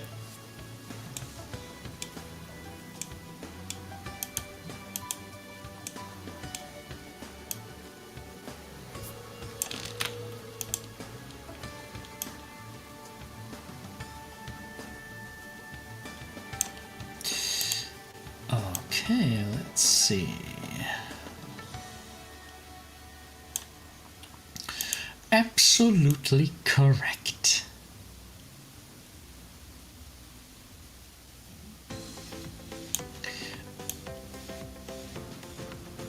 Oh my, I feel like we can't bend him as much as I would like to.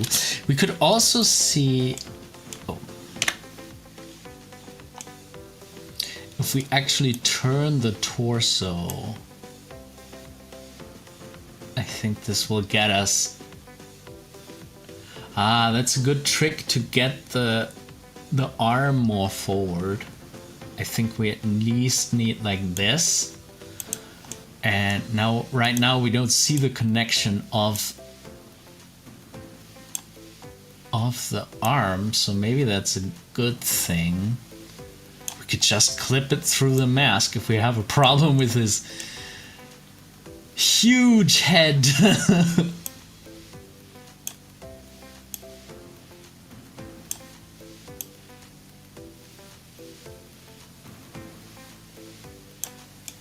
Maybe we could also...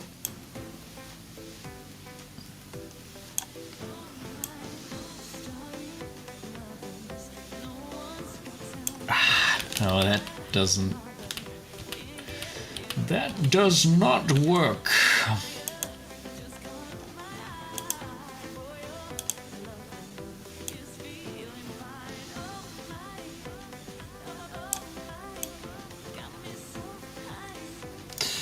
We're gonna break this rig in all sorts of ways.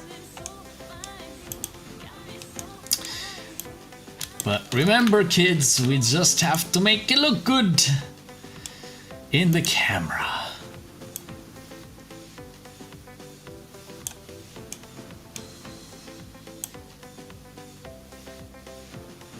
Ah.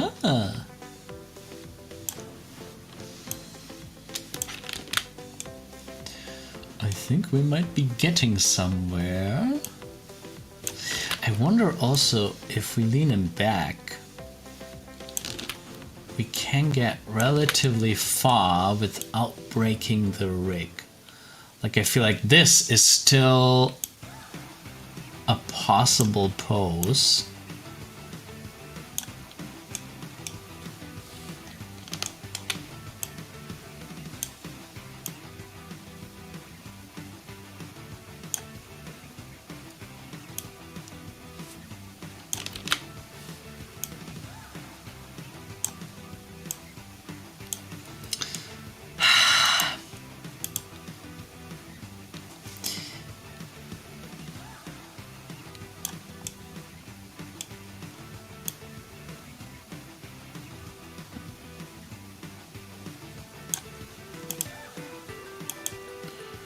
Okay, not sure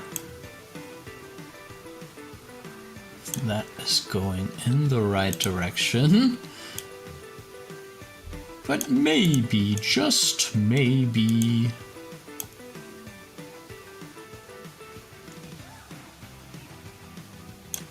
And then merging the two hands is also gonna be fun.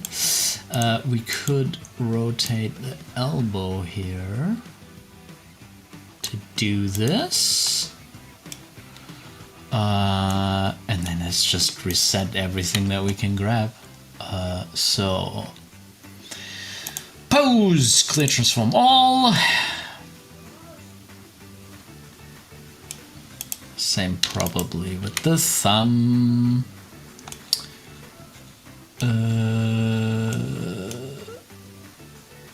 Pose, clear transform all.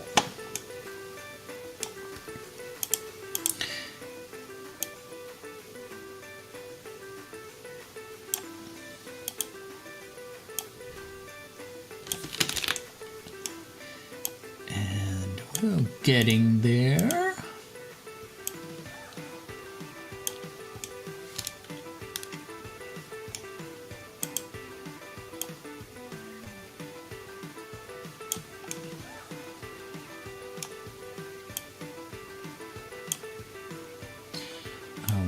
Elbow to be lower. We could actually... Can we just drag the shoulder around? Oh boy. That's quite the deformation here. Maybe we shouldn't do it as strongly, but rather move the shoulders itself.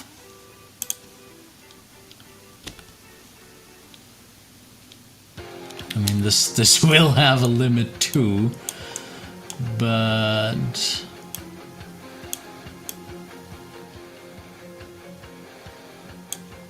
looks like this is doable. And then we can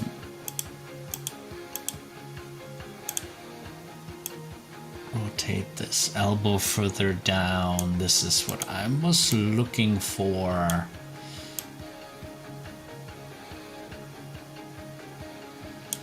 And maybe we could drag it out of the body shape, but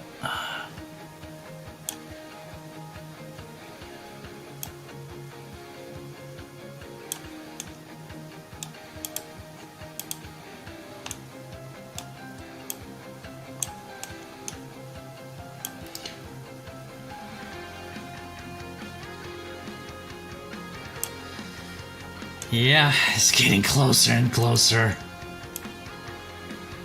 Soon we're gonna have first contact.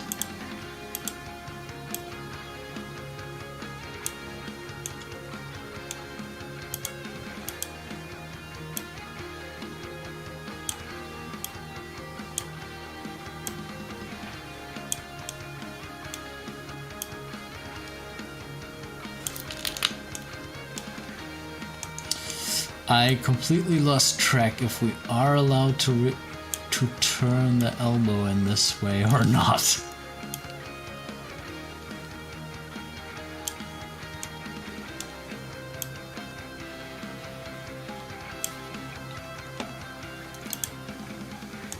But yeah, that might work for now. Now,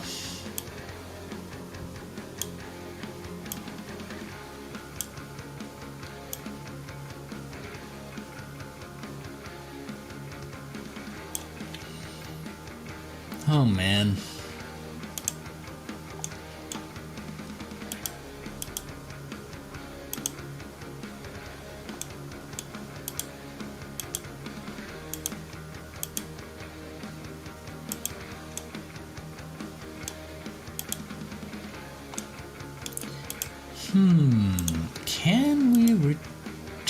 Can we turn this one?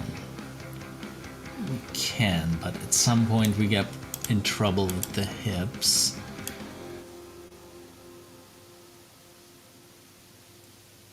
I would like the hand to be here outside of the silhouette. That would be good for it.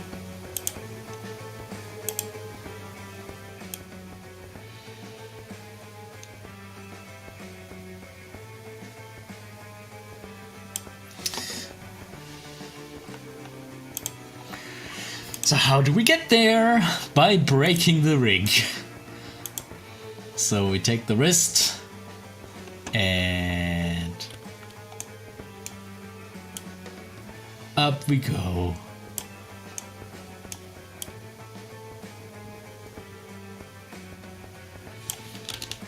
I mean, maybe a little bit. Doop. More in the upper arm.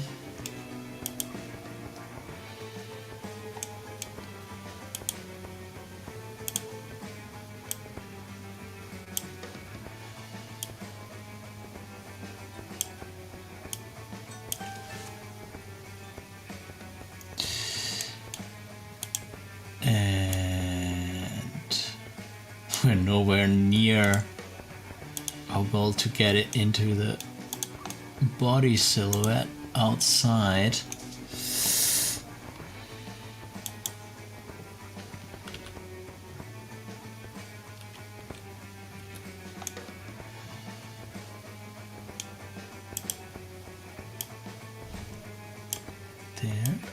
There, maybe. We need to. Why is your head so big? Need to take something away here.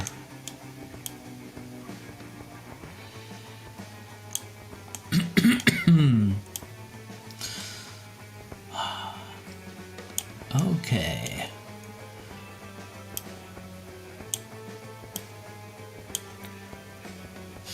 Not sure we're getting anywhere. Gimbal makes more sense, I guess.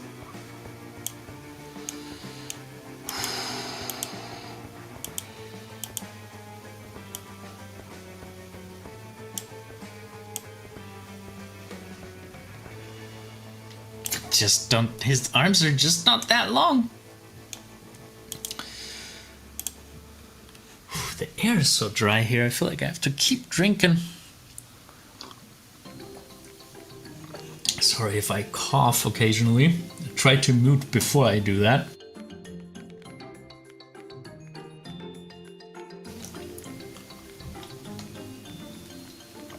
But yeah, as soon as it gets colder here in Germany, air is getting dry.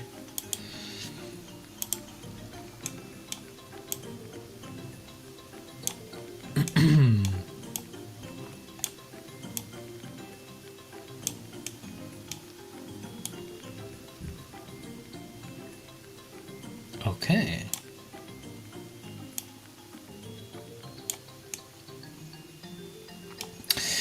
I could also define where I want the hand to be, you know, by posing the other one.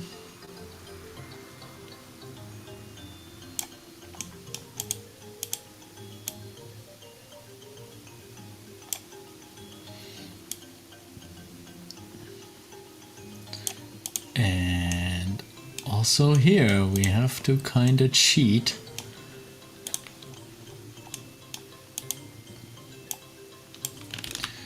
Doing something like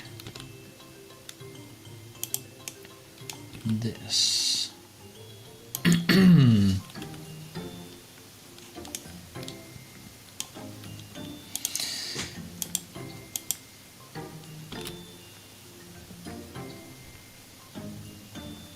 I'm gonna regret this so much.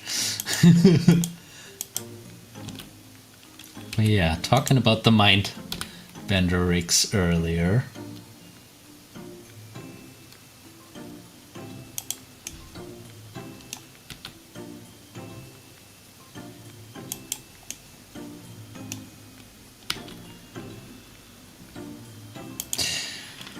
Oh boy, oh boy.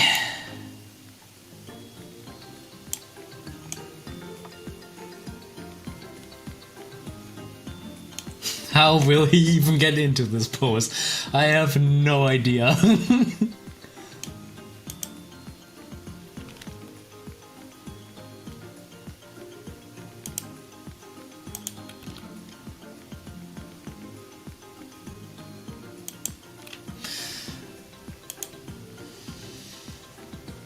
Absolutely correct.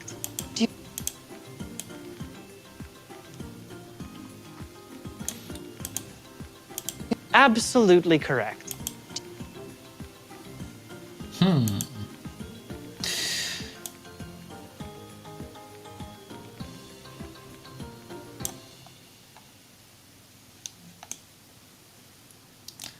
just doesn't have the same energy yet as in the drawing. But then again, a lot of it will come from the facial expression as well.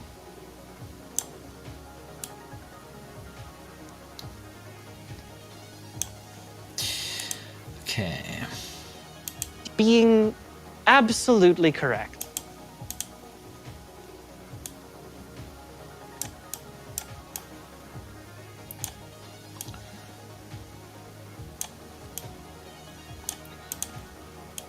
Absolutely correct. Do you being absolutely correct. Do you Okay, and there's some contrast we can give with the facial animation.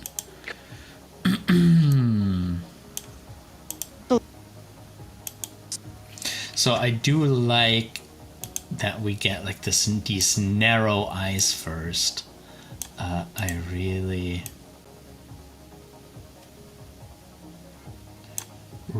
think we can play with that a little bit.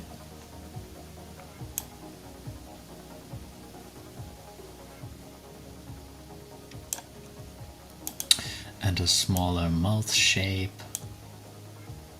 Also good for contrast.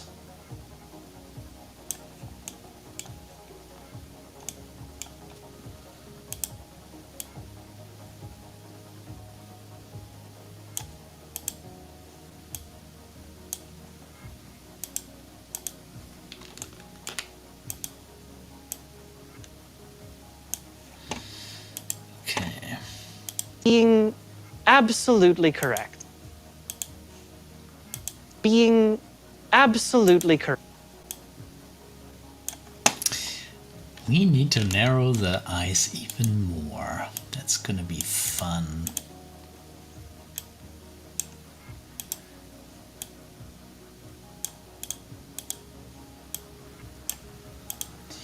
Being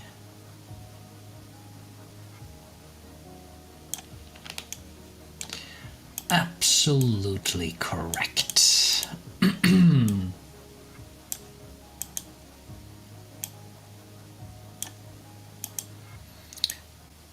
And then the next shape will really sell his joy.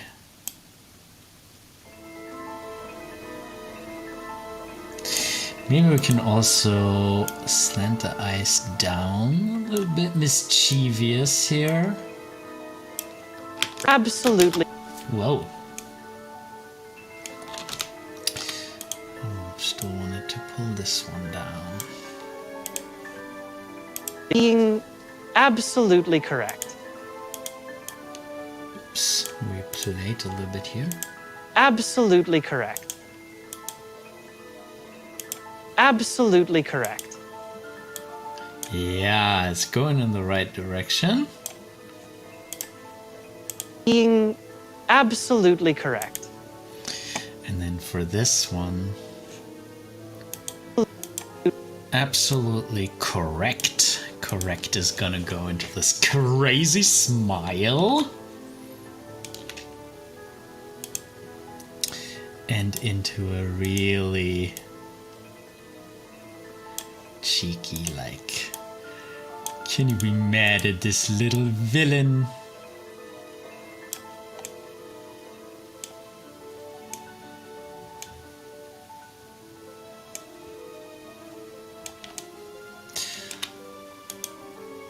His facial controls are so much easier to work with than Gabby's.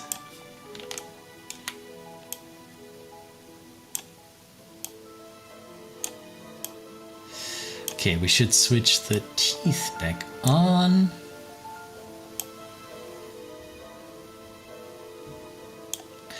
And in theory, we could also bend his teeth to match the smile if we do like a very round smile. But it probably won't be necessary.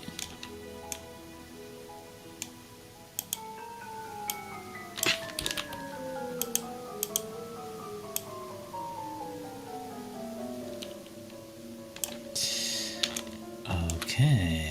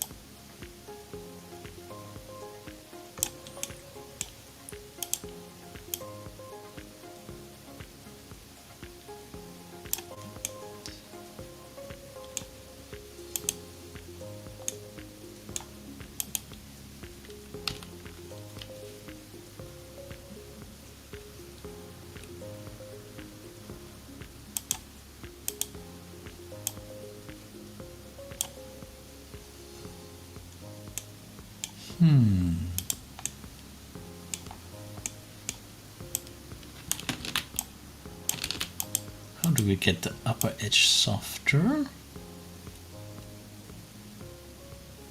Ah, this is kind of nice. Absolutely correct. Do you think? Kind of like the smile is an after beat. Absolutely correct. Being absolutely correct.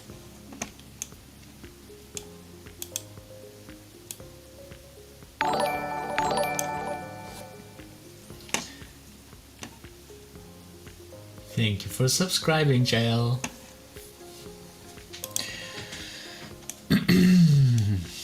I haven't done such an extreme shape yet, so we need to switch off Gabby for a second.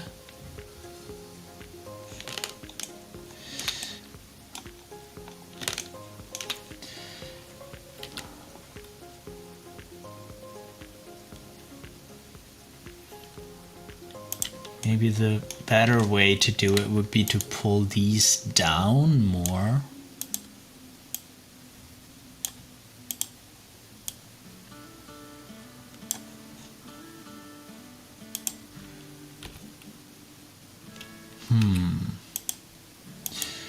Not quite sure how to best work with those.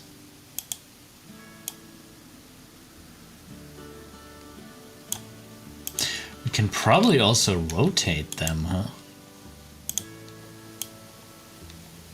Yeah. That's better.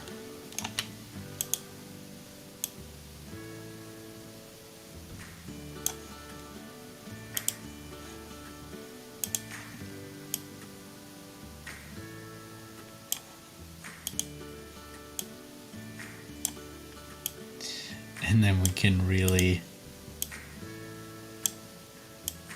do an uneven row of teeth going with the lips.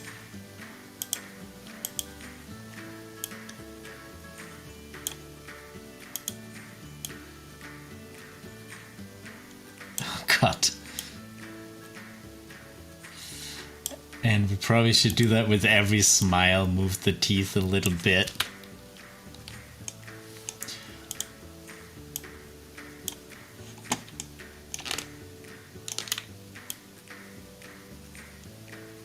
I think that can make for some crazy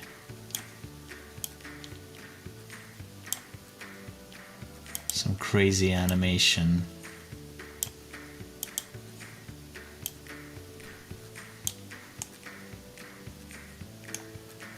I like that.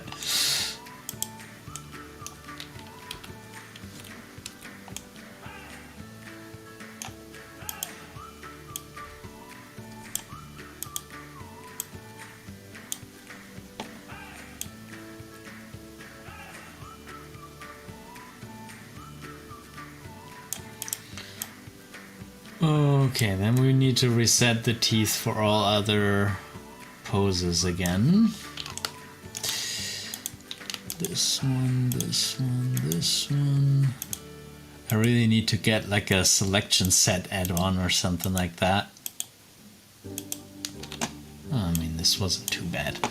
So, pose, clear transform, all.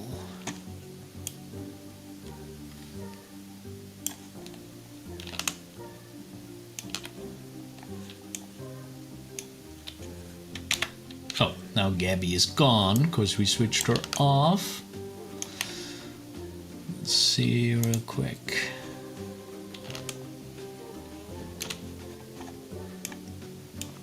Still not quite content with the head angle.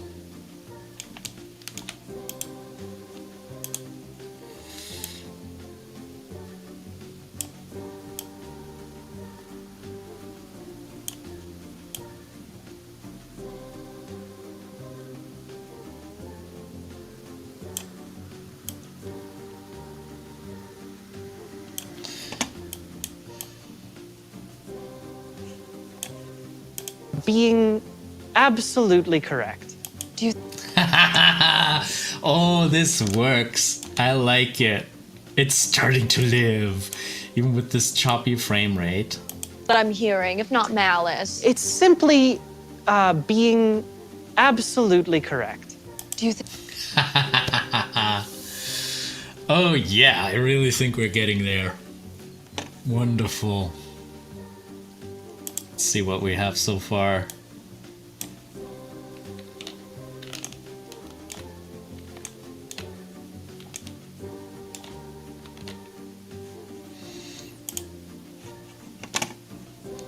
Oh, isn't there a little bit of malice in that voice? And there never is. There really never is. So what is that I'm hearing, if not malice? It's simply being absolutely correct. Do you think? Yes, I. The lean forward, I think I like it. I have to get used to it because I was always kind of imagining it more like this, but it doesn't make sense in 3D. It doesn't make sense. So this lean forward is a little bit more provocative, but it fits. Simply being absolutely correct. Is this still playing in real time? Didn't we play back? Oh, what was that again? But I think we switched it to play in real time.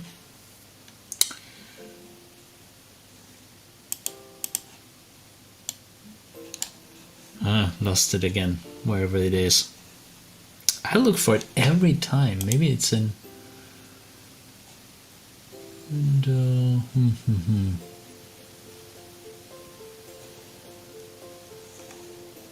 I don't know. Took me last time during the stream. I was looking for it already. I'm not going to look for it again.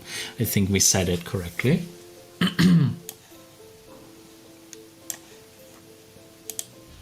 Oh, isn't there a little bit of malice in that voice? And there never is. There really never is. So what is that I'm hearing, if not? Oh, we need to reset his hands before we use them for the first time. Need to... Well, actually, we shouldn't do that in the camera view. We should do it in our 3D scrap view. So it is this one and this one. And here we're gonna reset it. Clear transform all. Yeah. Good. Now we have repaired his hands. We can actually now use this, these new finger controls to strengthen some of the previous poses.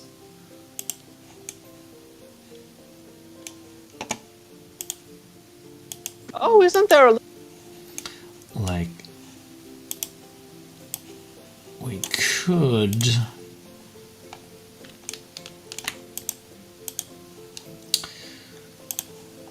do a little bit of an inward rotation to sell how chill he is in these poses.